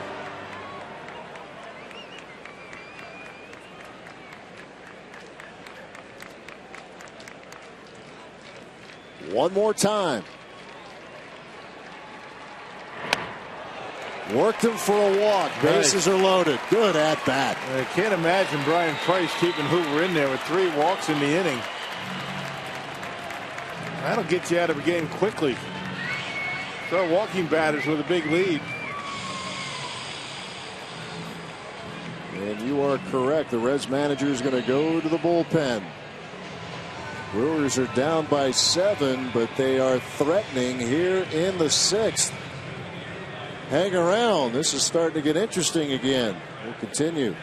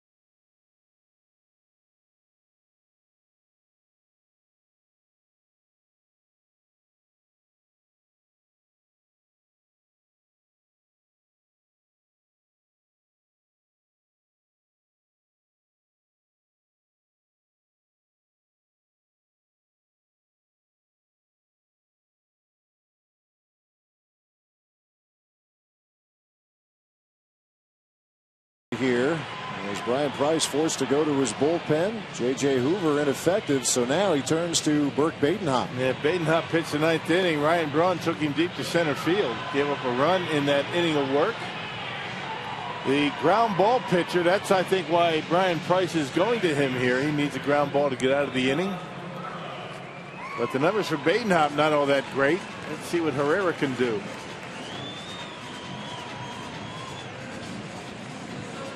And there's what the table looks like for Elian Herrera. As Rock said, Badenhop good at getting ground balls. He's among the leaders over the last half-dozen years in getting ground ball double plays.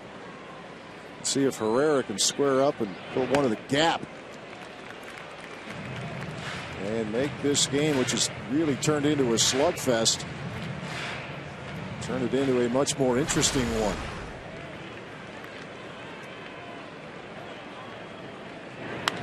There's a drive to right field, and it is gone! Grand slam! Elian Herrera! Game on at Miller Park.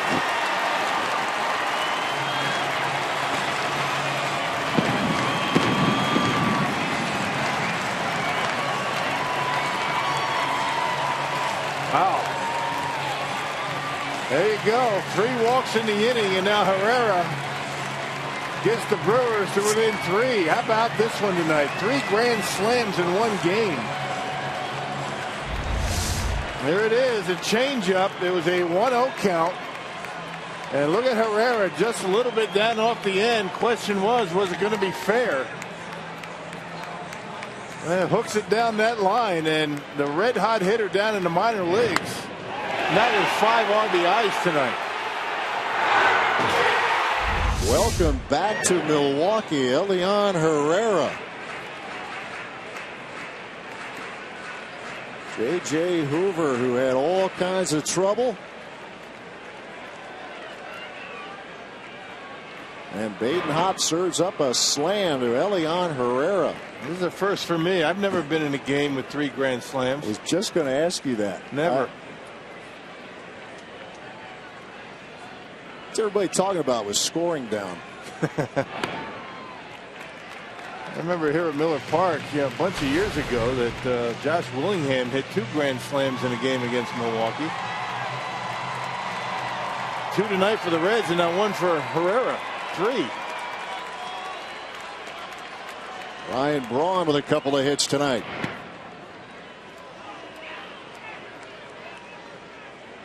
(13-10). Something else, isn't it? Man, you just never know what you're going to see when you come to the ballpark. Braun, a fly ball hit back into right field. Jay Bruce short of the trap will make the catch. Out number 2. And just got under it a little bit. A 3-1 pitch, and Badenhop got away with one there. Sure did.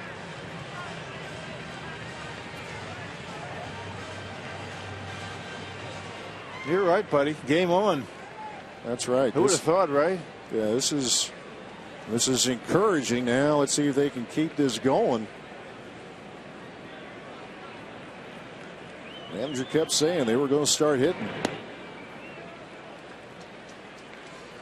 And they have tonight, but unfortunately to this point, so have the other guys. The Brewers have also helped them out with a couple of errors. 5 RBIs for Herrera. He scored a couple of times. Segura scored a couple of times with a double and a walk.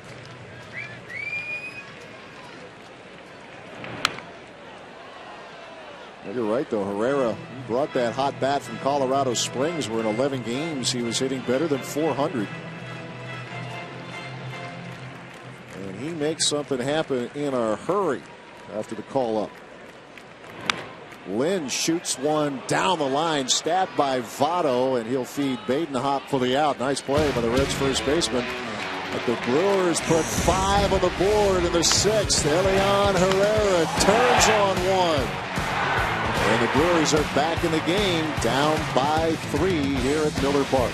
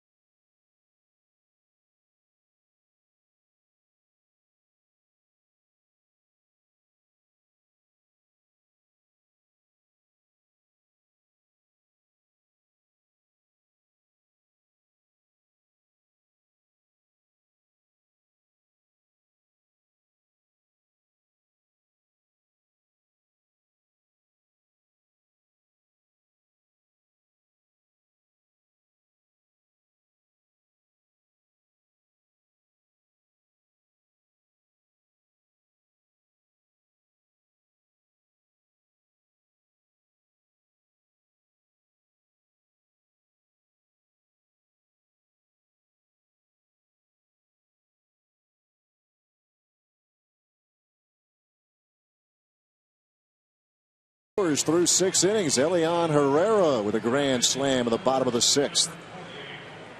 This copyrighted telecast is presented by authority of the Milwaukee Brewers and may not be reproduced or retransmitted in any form, and the accounts and descriptions of this game may not be disseminated without the express written consent of Milwaukee Brewers, LLC.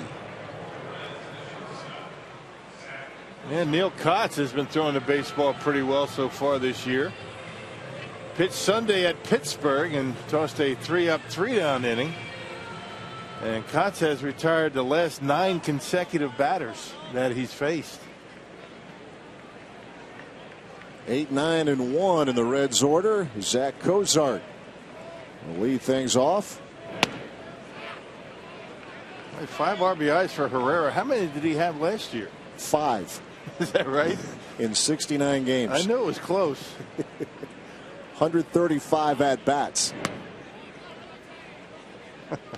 Tonight, he only needed 4 at-bats to get 5 RBIs. Man, have a day. A double and a grand slam. We have seen 3 slams tonight, and now Cozart for the second time tonight sends one deep to left. Will the park hold it? No, it will not. Zach Cozart, a solo homer. Yeah, they're not done either. Boy. 14-10. Cincinnati.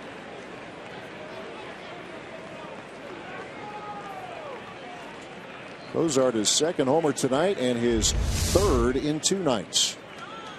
Well, there it is, out over the plate. We talked about the fact that he likes the ball up in the zone, and Kotz gives him one and gets good extension and just barely sneaks it over that wall.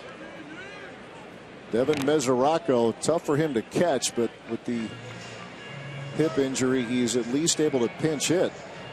He's at the plate as you look at a happy Reds dugout. Oh, Brian Price not smiling a whole lot yet.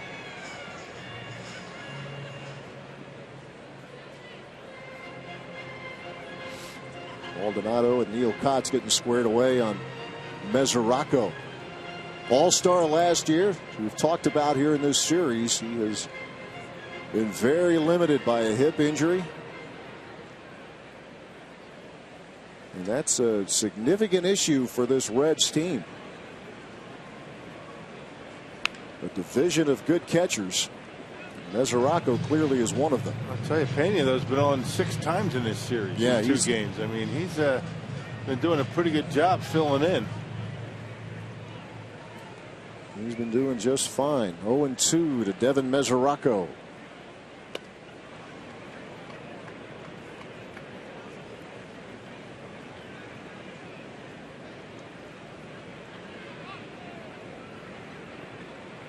Good old-fashioned slugfest here tonight. I'm good with that. It was due for the Brewers to start breaking out. Unfortunately, so have the Reds. The Reds scored the game's first 4 runs in the top of the 3rd. The Brewers came right back with 4 of their own. And then the second grand slam of the night. This one off the bat of Todd Frazier.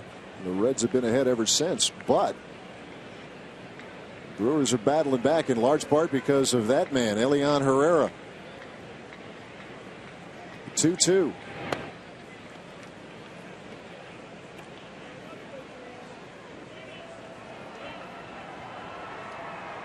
Mesoraco last year hit 25 homers, drove in 80.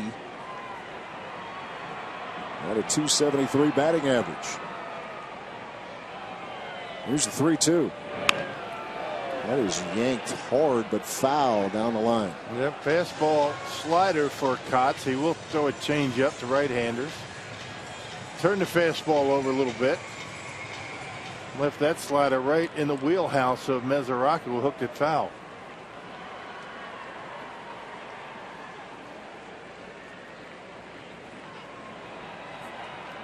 Again, the payoff. And Mesoraco draws a walk. That is the 5th walk issued by Brewers pitching.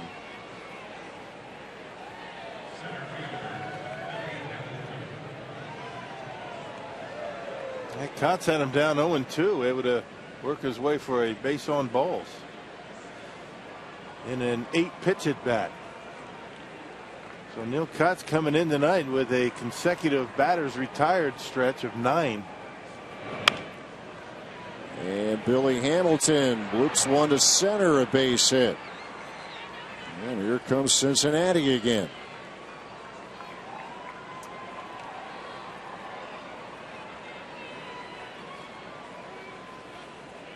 So yeah, after setting down 9 in a row, the Reds getting to Neil Kotz here in the 7th. And now the really tough part of this batting order coming up. Votto, Frazier, and Phillips. Votto homered his last trip. And then Jay Bruce. Yeah, no breaks in this lineup. There's a fly ball to left. Chris Davis is on it. Out number 1 as the runners tag and will advance, and they're at second and third.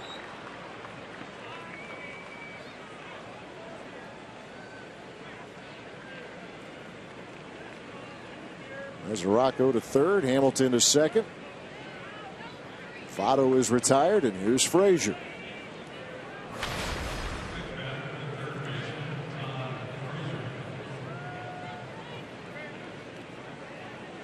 You wonder if Ron Rennick wants to maybe pitch around Todd Frazier and maybe go for the double play with Phillips coming up on his way out to have a chat, maybe a pitching change.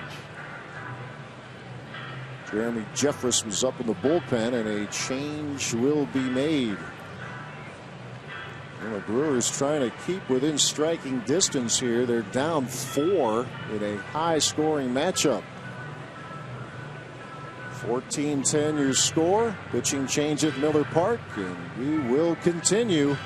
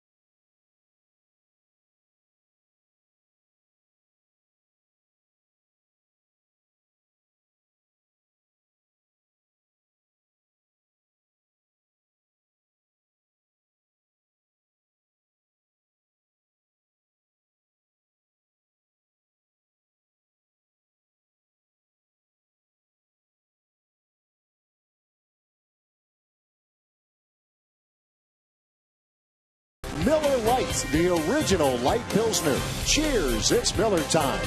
And by the Wisconsin Lottery, reminding you to please play responsibly.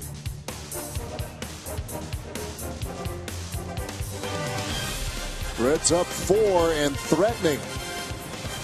In the top half of the 7th inning, Ron Renicky forced to make another pitching change.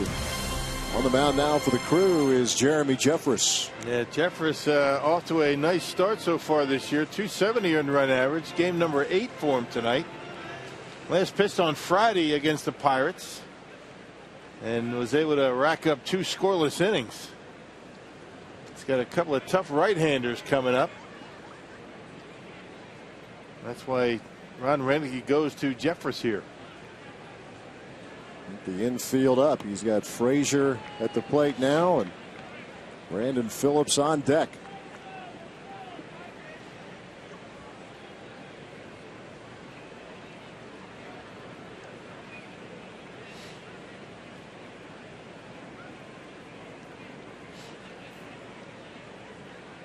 And yet another big moment in a game that has had a lot of them.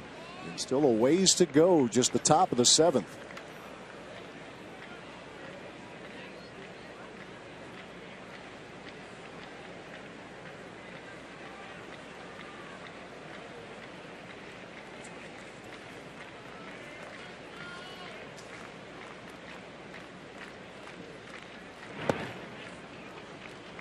And Jeffress behind 3-0.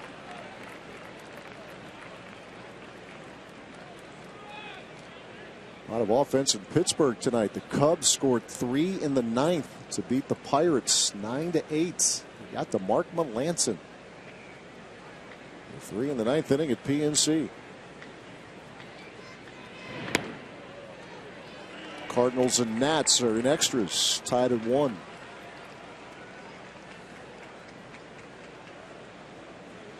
There's Phillips on deck. Man, be careful here. You got first base open. You don't want to throw him a cookie down the middle. Frazier with one of 3 grand slams hit tonight. He has one. Bruce has one. Elian Herrera has one for the Brewers. And Frazier this time more than happy to take a walk. And the bases are loaded again.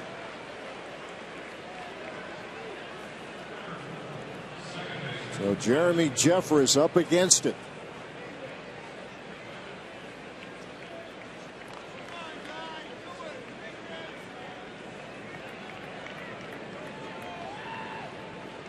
He'll face Brandon Phillips.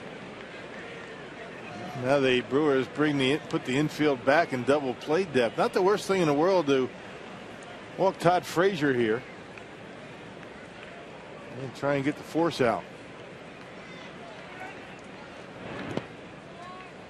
But nowhere to put Phillips. You got to work ahead. Nobody getting loose in that Brewers bullpen. So this is Jeffress' inning. Mike Fiers went just 4. You've seen Tyler Thornburg and Neil Kotz. And now Jeffress trying to hold this deficit to 4. Back up the middle and a base hit. And this will score 2. And the Reds are back out in front by 6. Brandon Phillips, 2-run single. Scoring Mesoraco and Hamilton. Boy, 16 runs on the board for Cincinnati. My goodness. That's a 1-0 count. Jeffress has to come down the middle, and Brandon Phillips hits it right back into center field. And with Billy Hamilton at second base, he's able to walk home. Fastest guy in baseball. So the Reds get 3 of the 5 runs the Brewers scored in the 6th right back. Wow. Yeah. Here's Jay Bruce.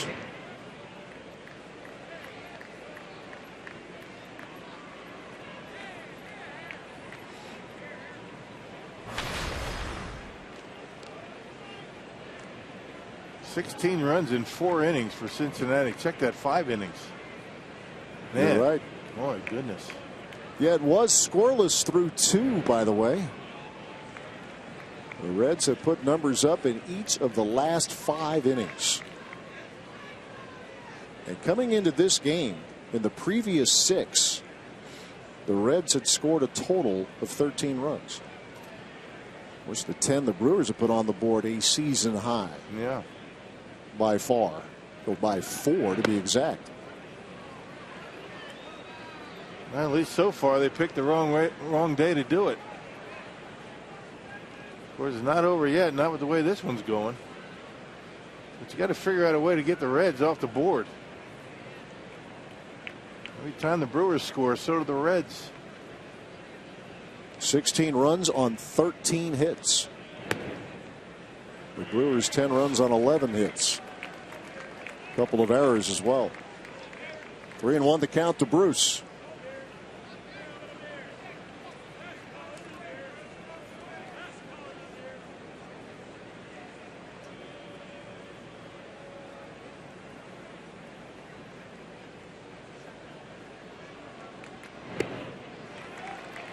And the count runs full.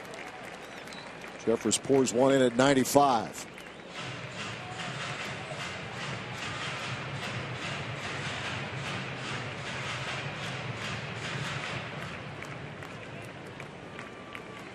They're trying to keep the baseball away from the middle to inside part of the plate, everything away.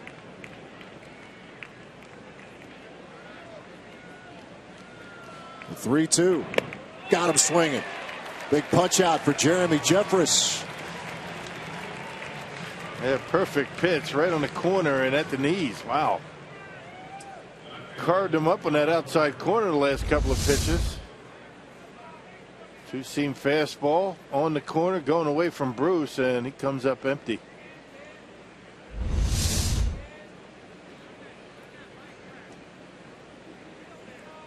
Two men out as Jeffress gets ready to face Marlon Byrd.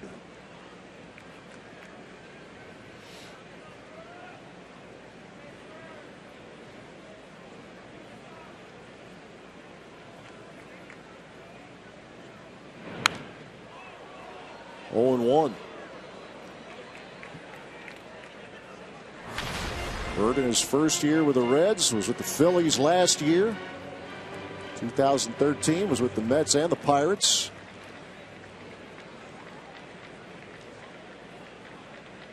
One of the well-traveled veterans we've been talking about tonight.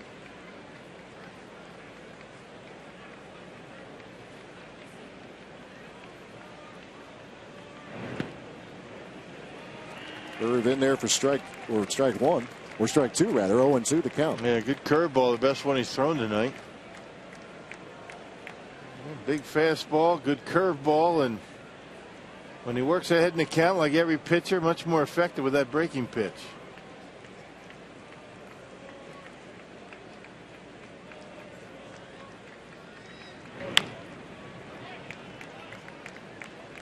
Chopper foul.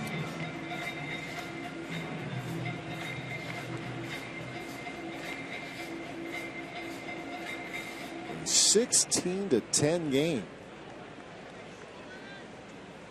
And we are just in the seventh. You like offense, you're liking this game. Yeah, you're in the right place.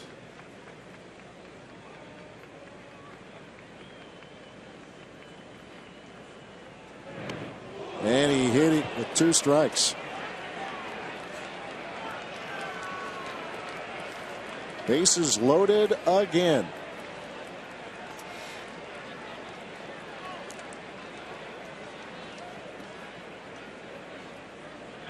Trying to work him inside, didn't want to leave one out over the plate on a 0-2 count. That's what is so risky about coming inside on a 0-2 count. Yeah, that's not where you want to get hit. No. Might be why he got down to first base a little bit slow. Very understandable.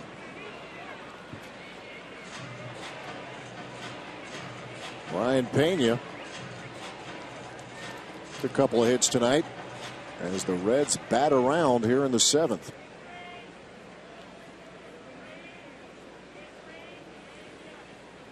Which it might surprise you with 16 on the board tonight. This is the first time the Reds have done that.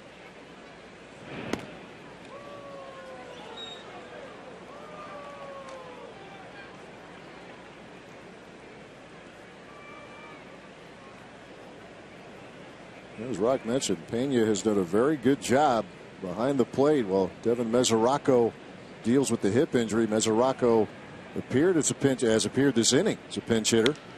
Comebacker, Jeffress will wrap up the seventh for the Reds, but they score for the 5th straight inning. 3 more in this frame. 16-10, the Reds.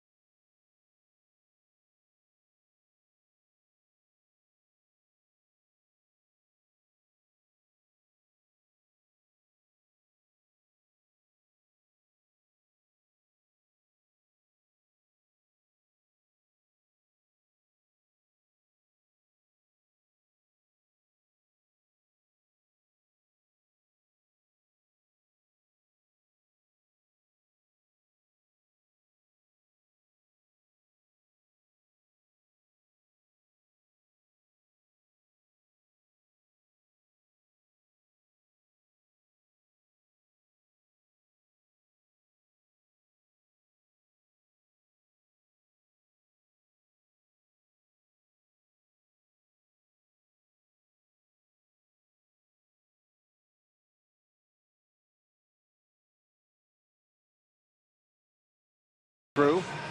Hey, head out here to Miller Park this weekend to cheer on the Crew as they face off against the St. Louis Cardinals.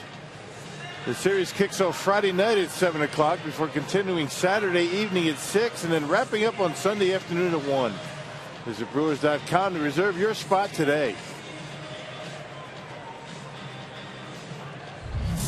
Another pitching change for the Reds. Big Jumbo Diaz on the mound. You can see why the Reds are after a slow start. Their bullpen, they got some big numbers out there. 675 for the big hard-throwing right-hander Jumbo Diaz. He's 1-0 in his 7th appearance tonight.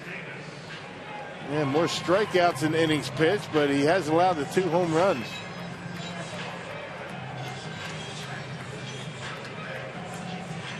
He will face Chris Davis to begin the home half of the 7th.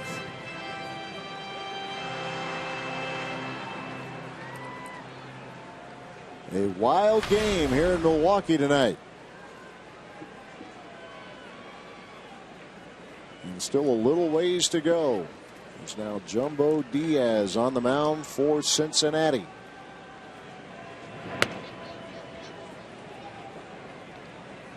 Man, he can light up the radar gun. He can get there in the upper 90s. Question is, you're going to have a breaking pitch to go with it. That's a day-to-day thing with him.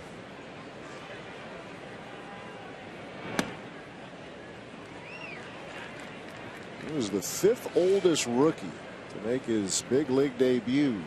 More than a decade in the minors. Appeared in 36 games with the Reds a year ago. Ringing the heat on Chris Davis. And he was even more jumbo a couple of years ago. Yeah, the number 70 represents the number of LBs he dropped. And that's something. Still a lot of them, but there used to be a lot more of them. Hadn't lost his fastball either. 96.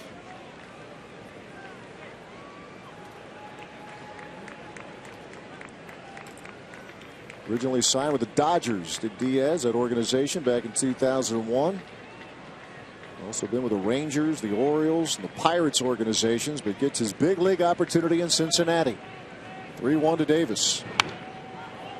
And the count is full.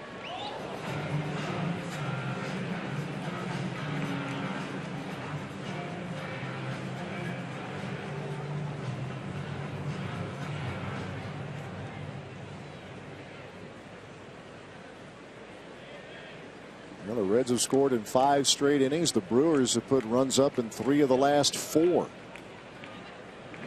More work to do, but Davis goes down swinging.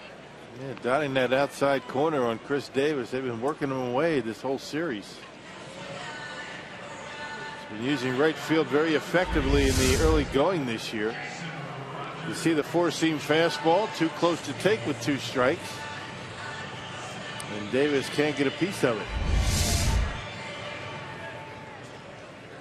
That is strikeout number 9 for Reds pitching.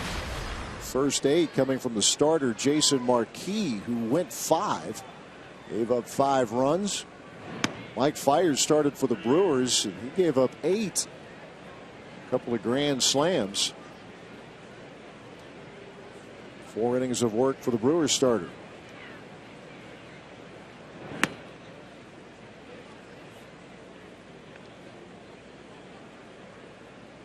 Jason Rogers with a hit in 3 trips. He's also struck out and fly to right.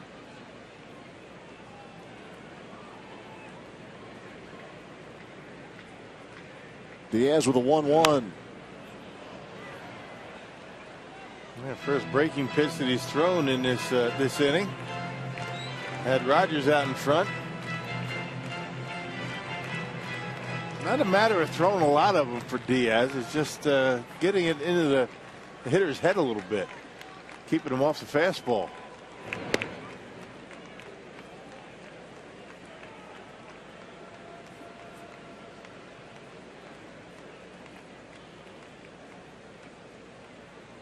Two balls, 2 strikes. I think Jason was saying that's strike 3 in the minor leagues. There's a ground ball through and a base hit for Rogers. Well, extra swing and you get a base hit.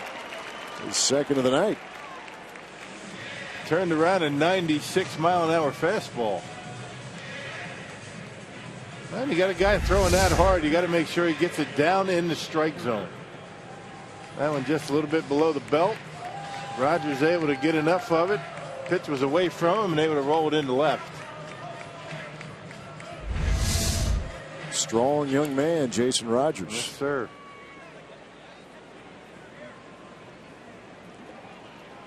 Logan Schaefer steps in. Going after the first pitch again and shoots it just foul. Logan's been attacking here tonight. Singled the center back in the third. Just popped up and walked. Bottom of the order's done a nice job tonight. Schaefer, Maldonado.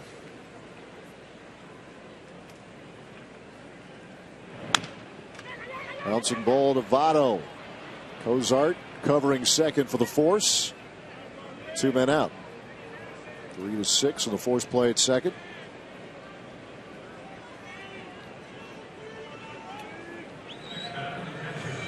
Now Martin Maldonado.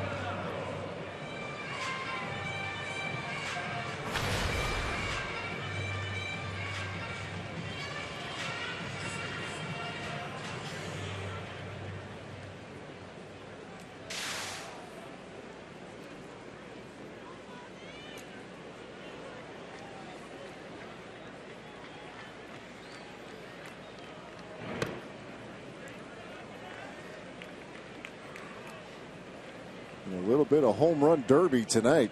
Maldonado has participated. 2-run shot got the Brewers on the board. We have seen 3 grand slams, 2 for the Reds, 1 for the Brewers. Then Maldonado got that jump started that 4-run inning, that 4-run third.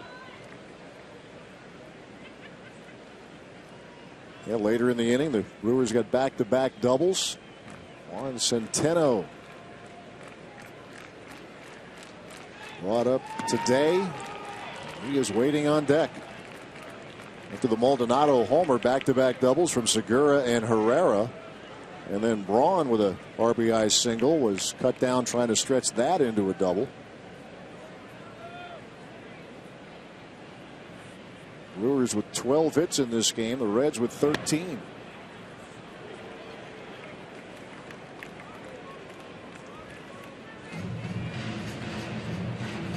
I figure it's going to take Maldonado. I know he did hit the home run, but he's kind of jumpy up at the plate. He's walked tonight.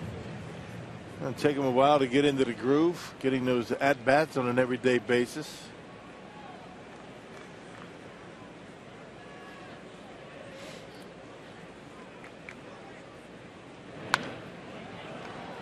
Maldonado hanging tough. 97-mile-an-hour heater from Jumbo Diaz.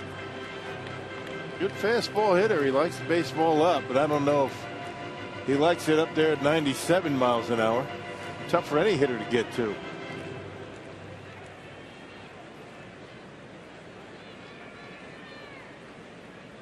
Again, the 2-2. And again, a foul ball.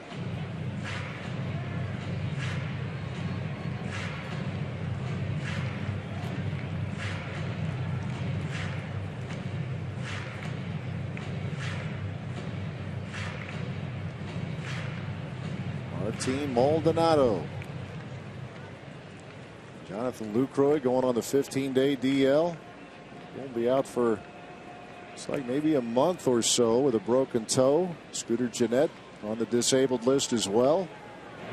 And Maldonado goes down swinging, and that will end the inning for the Brewers. Very sad day for all of us in Fox Sports and the NASCAR community. Fox Sports NASCAR commentator Steve Burns passed away earlier today after his battle with cancer. Burns joined Fox Sports back in 2001, served as a pit reporter for our Sprint Cup Series coverage through the 2014 season. He passed away just 2 days after the race at Bristol Motor Speedway, the Food City 500, in support of Steve Burns. Steve is survived by his wife of 22 years, Karen, and their 12-year-old son, Bryson.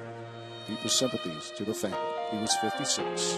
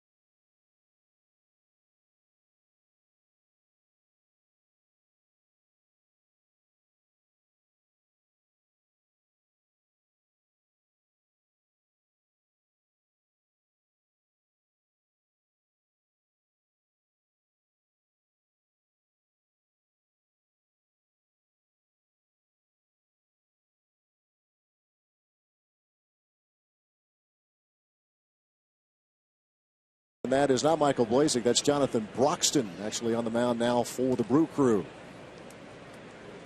The Reds are able to bat around in the 7th. That was Zach Cozart led off the 7th. Does the same here in the 8th. Yeah, been a few days for Broxton. Last pitched against the Pirates in Pittsburgh on Friday. Got roughed up a little bit. Gave up 3 runs in 2/3 of an inning. Trying to right the ship here tonight.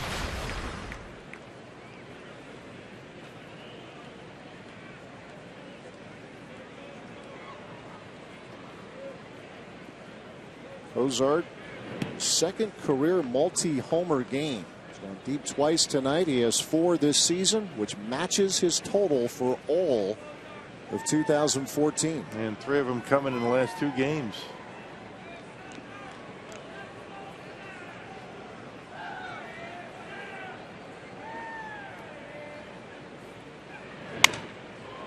Broken bat. Herrera. Little spin move. Makes the play. Out number 1.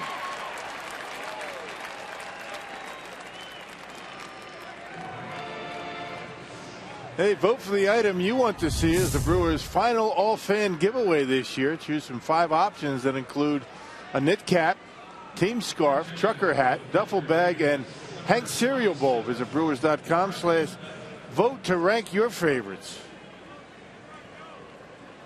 Yes, sir. Cereal bowl. A Hank cereal bowl. Thank you. It's Brennan Bosch in the pinch hit.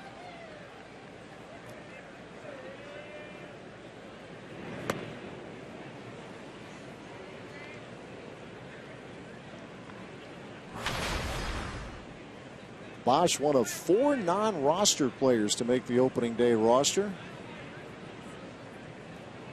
30 years old. Will run with the Tigers. 3 years with the Yankees in 2013 and the Angels last year. Big year mostly in AAA, was the PCL batting champ at .332.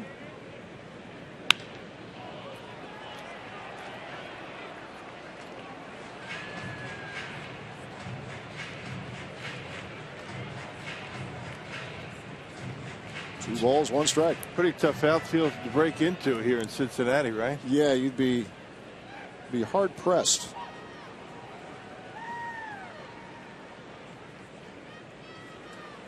It's a breakthrough in an outfield with Bird, Hamilton, and Bruce. Left, center to right. 2-1 pitch. Former Red Jonathan Broxton facing Bosch. There's Hamilton on deck.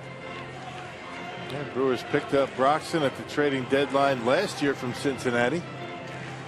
Set up man for Aroldis Chapman a year ago.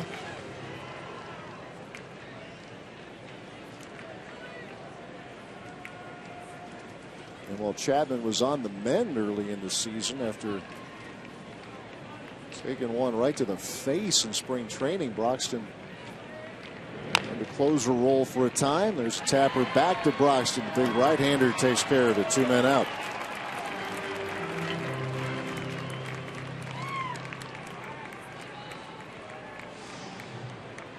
And so far so good for Jonathan Broxton, and now Billy Hamilton. His 6th at bat of the night. That's the thing about this Reds offense, this lineup. If you can't control the bottom of the order, which the Brewers have not been able to do in this series, you're in big trouble, because the top and middle of this order is as good as any.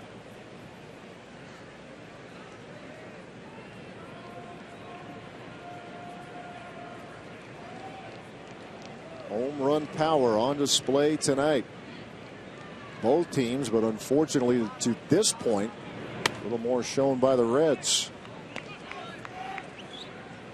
Curve misses from Broxton for ball 1. Brewers were able to retire Hamilton the first 4 trips. But in the 7th, an inning where the Reds were able to bat around, he singled to center.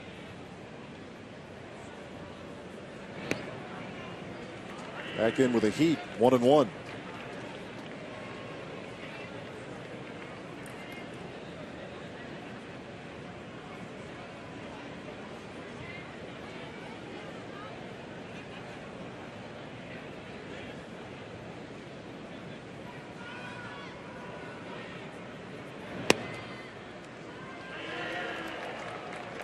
1 ball, 2 strikes.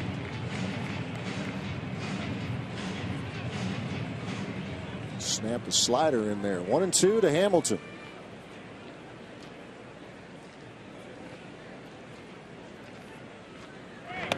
Got him swinging. 1-2-3 inning. Good work turned in by Jonathan Broxton. Move to the bottom of the 8th. 16-10 Cincinnati.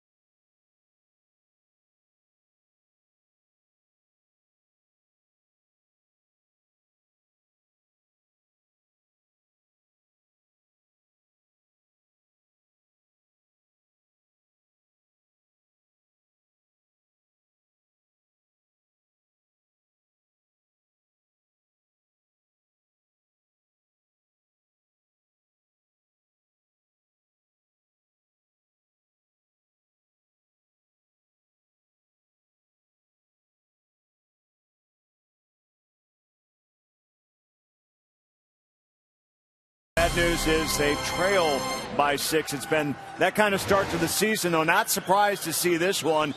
You got guys like Herrera coming in here and doing a fantastic job. Grand slam home run. I mean, what more do you want from these guys right now that are filling in, trying to do their thing? I'll tell you what, you have to like what Elian Herrera has done. This is a young man in spring training, just came out, played each and every day, didn't make the team, wasn't on the roster, went down to AAA, did his job hitting .422 down in AAA, comes up tonight, big double in the 3rd, grand slam in the 6th. Add a lot to the Brewers' output tonight. Home run and 5 RBIs on the night for Elian Herrera. We'll talk about who's on the DL and why, who's up on the team right now. Plenty more just to keep you updated.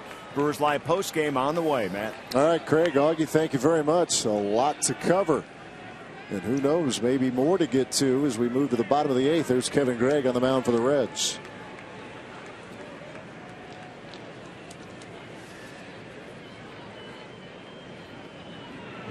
And Hector Gomez pinch hitting. And he's quickly down 2 strikes.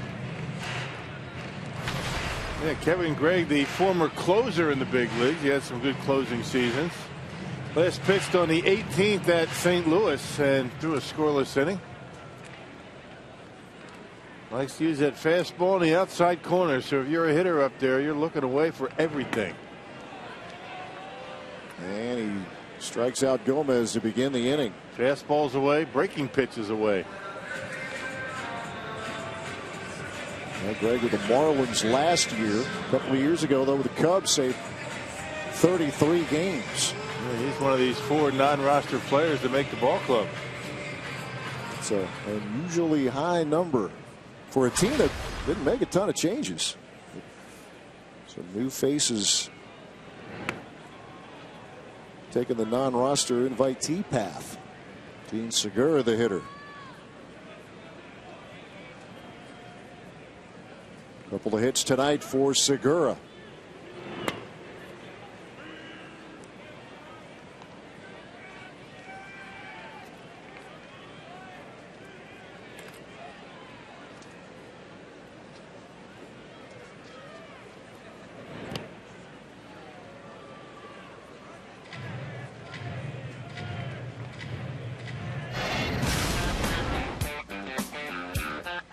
We see Segura really concentrating on staying back, and he's been able to do it consistently so far this year. 2+ weeks in, a base hit to center and a beautiful swing and a base hit to right. And punches one to Joey Votto. Another nice stop, but unable to handle the feed is Greg, and Segura is on. Man, what a nice play by Joey Votto and a nice flip. Well, the trick is on that play, Kevin Gray a little bit late to get over there. Get rid of it as quickly as you can. Get it to the pitcher as soon as you can so we can catch it and then look for the bag.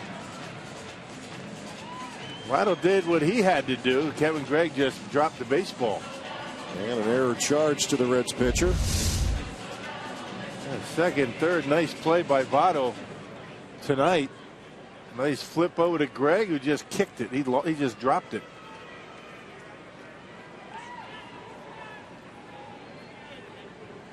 See if that opens the door. Here's Elian Herrera, who tonight has matched his RBI total from last year with the Brewers. Well, Ron Renege looking for a spark offensively, and he got it from his second baseman tonight. Somebody looking up, somebody to step up and get the job done. Herrera, Maldonado got things going early tonight.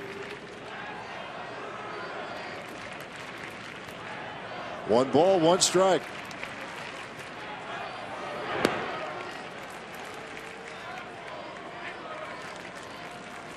Well, on opening day, you wouldn't figure that Elian Herrera would be the guy with a 5 RBI night with the big league club, but Brewers have been hammered with injuries. Herrera gets the chance, and tonight he is making the most of it. Scooter Gennett on the 15-day DL. Likewise, Jonathan Lucroy, and of course Carlos Gomez went on it last week. 3 opening day starters down in this, the now 3rd week of the season.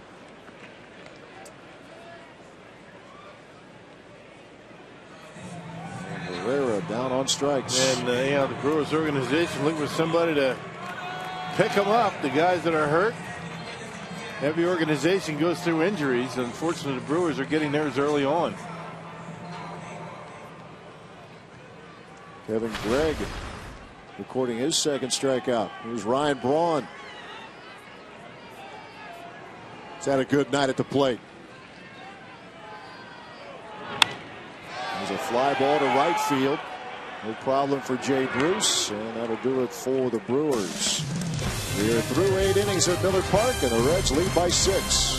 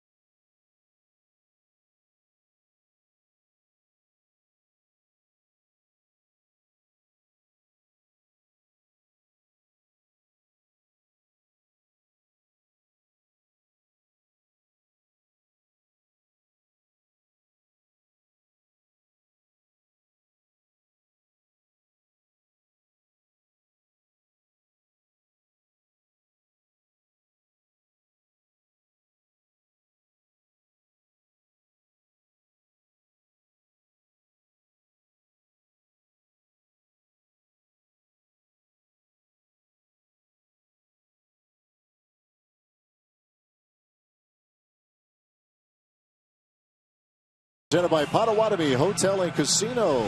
Book your stay now. To the 9th, 16-10. I said Bengals. Reds lead the Brewers here tonight. A football type of score. Now Michael Blazek on the mound for Milwaukee. Yeah, one-score game, right? Yeah. Yeah, Blazek's been very, very good. You know, in situations like this and in long relief. 6th appearance, 5 strikeouts in 6 innings, only 1 walk and a .217 opponent batting average. Good work out of the bullpen for Blazek, who is charged with getting the Reds in the 9th, and he's got to go through the meat of this batting order. Votto, Frazier, and Phillips. Boy, in this series, the Reds really haven't had a soft spot in the order. This is where it's the toughest. Home run, Votto hitting the 6th. The 6th homer of the year.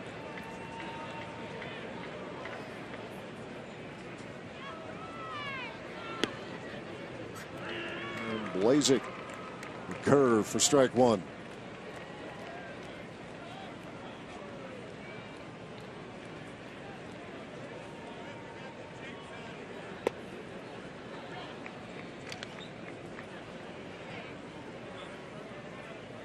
Well, it appears as though the power is back for Joey Votto.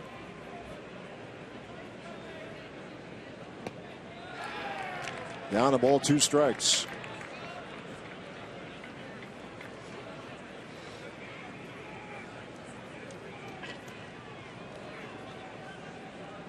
His MVP year 5 seasons ago, Votto hit 37 homers. There's really no reason to think he can't do it again, particularly playing at Great American Ballpark. And when he hits them, it doesn't matter really where they're playing. 6 home runs already this year,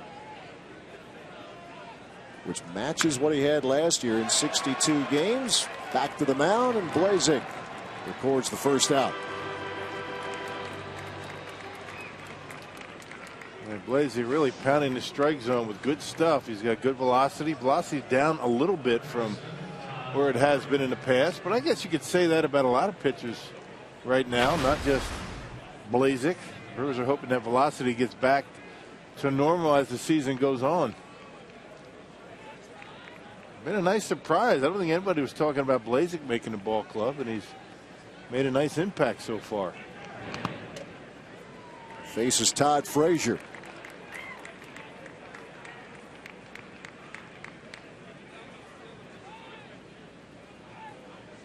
He has hit 1 of 3, count them, 3 grand slams in this game.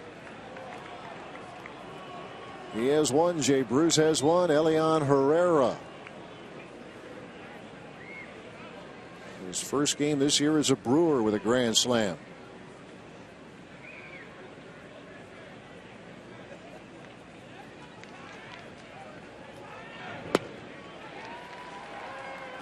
A ball, 2 strikes.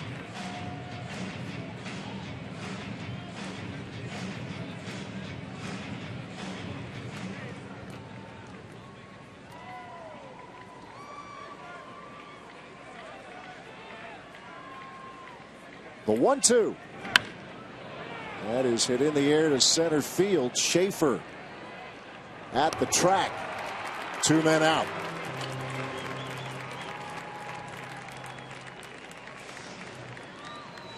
Two men out here in the 9th. Miller Lights, what's on tap for tomorrow? Johnny Cueto. Check out the record and then the ERA and tell me that makes sense. Yeah. Jimmy Nelson also with an ERA of 1.5. All right.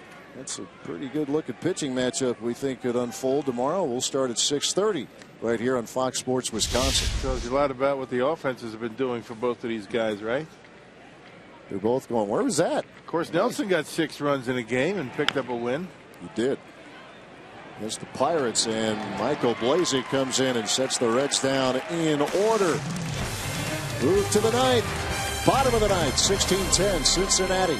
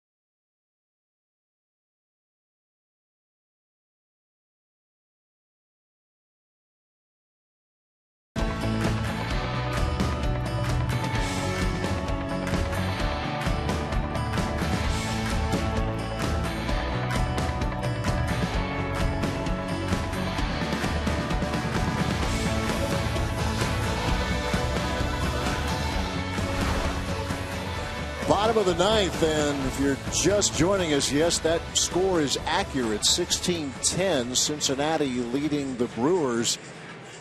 And yet with a 6-run lead, Ryan Price doesn't want to mess around. The flamethrower, Aroldis Chapman on the mound. They probably need some work. I mean, Reds have had a rough time. It's been since April 14th, the last time Aroldis Chapman was in a game. That was a game against the Cubs. Picked up a save and threw a scoreless inning, of course, a couple of strikeouts. And the numbers for Chapman are off the charts. 106 strikeouts last year in 54 innings of work. There are those who touch 100 miles per hour, and then there's this guy who last year averaged 100. A mere 98 as he faces Adam Lind. First to average 100 as documented by Pitch Effects, measuring pitch speed. That's what Chapman did a year ago. Did they have that thing when Bob Feller threw? No, but you think he may have touched 100 or averaged 100? I wonder, right? That's a great call. All this new stuff, right? Yeah. There it is. Triple digits. Yep. And he's not only just a hard thrower these days. I mean, he'll turn it over a little bit. He'll change up from time to time. He's still got that good slider. Brewers have gotten to him, though, in the past.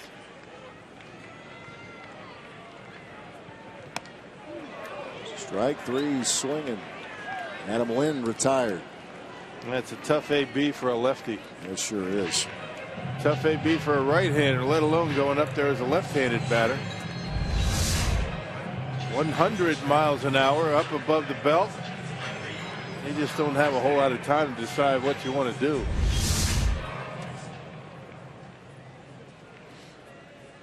Well, Brewer fans will remember 2 years ago, Jonathan Lucroy with a walk-off against Chapman.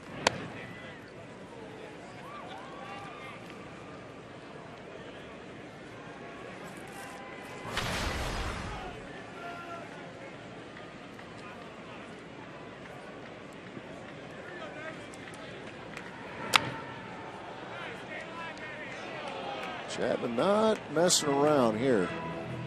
Wearing back and letting it fly.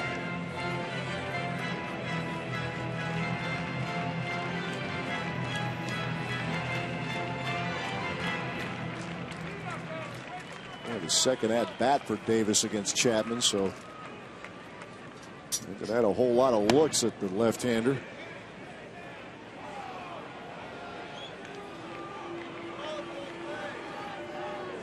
Ball, 2 strikes. With a guy like Chapman, it really doesn't matter if you get to see him a whole lot. I mean, when you're throwing like he does, I mean, you hope he makes mistakes with the breaking pitch. The only chance of really getting to him is he gets the fastball down in the strike zone, a little easier to get to, like down there, but still. He's some kind of impact player. The Reds have actually been toying with the idea of starting him. I can't imagine why they would do that. Yeah, I think when you have someone like Chapman, closing seems to work out pretty good. What an option for Brian Price to turn to. Yep, 36 saves a year ago, and then back-to-back 38 save seasons prior to that. Struck out 53% of the batters he faced last season. Brewers down to their final out. Jason Rogers. There's a couple of hits tonight. Some troubles defensively, but with the bat, he's delivered. A couple of knocks. A pinch hit last Friday in Pittsburgh. 0-2 the count.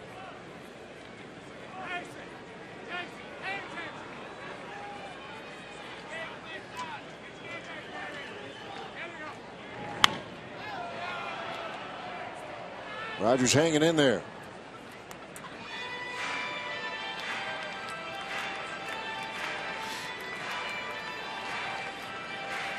'89's a changeup.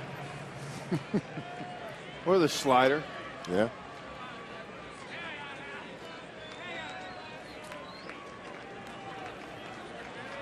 The 0-2. And that will wrap it up. Chapman comes in, strikes out the side. And in a slugfest at Miller Park, a bit of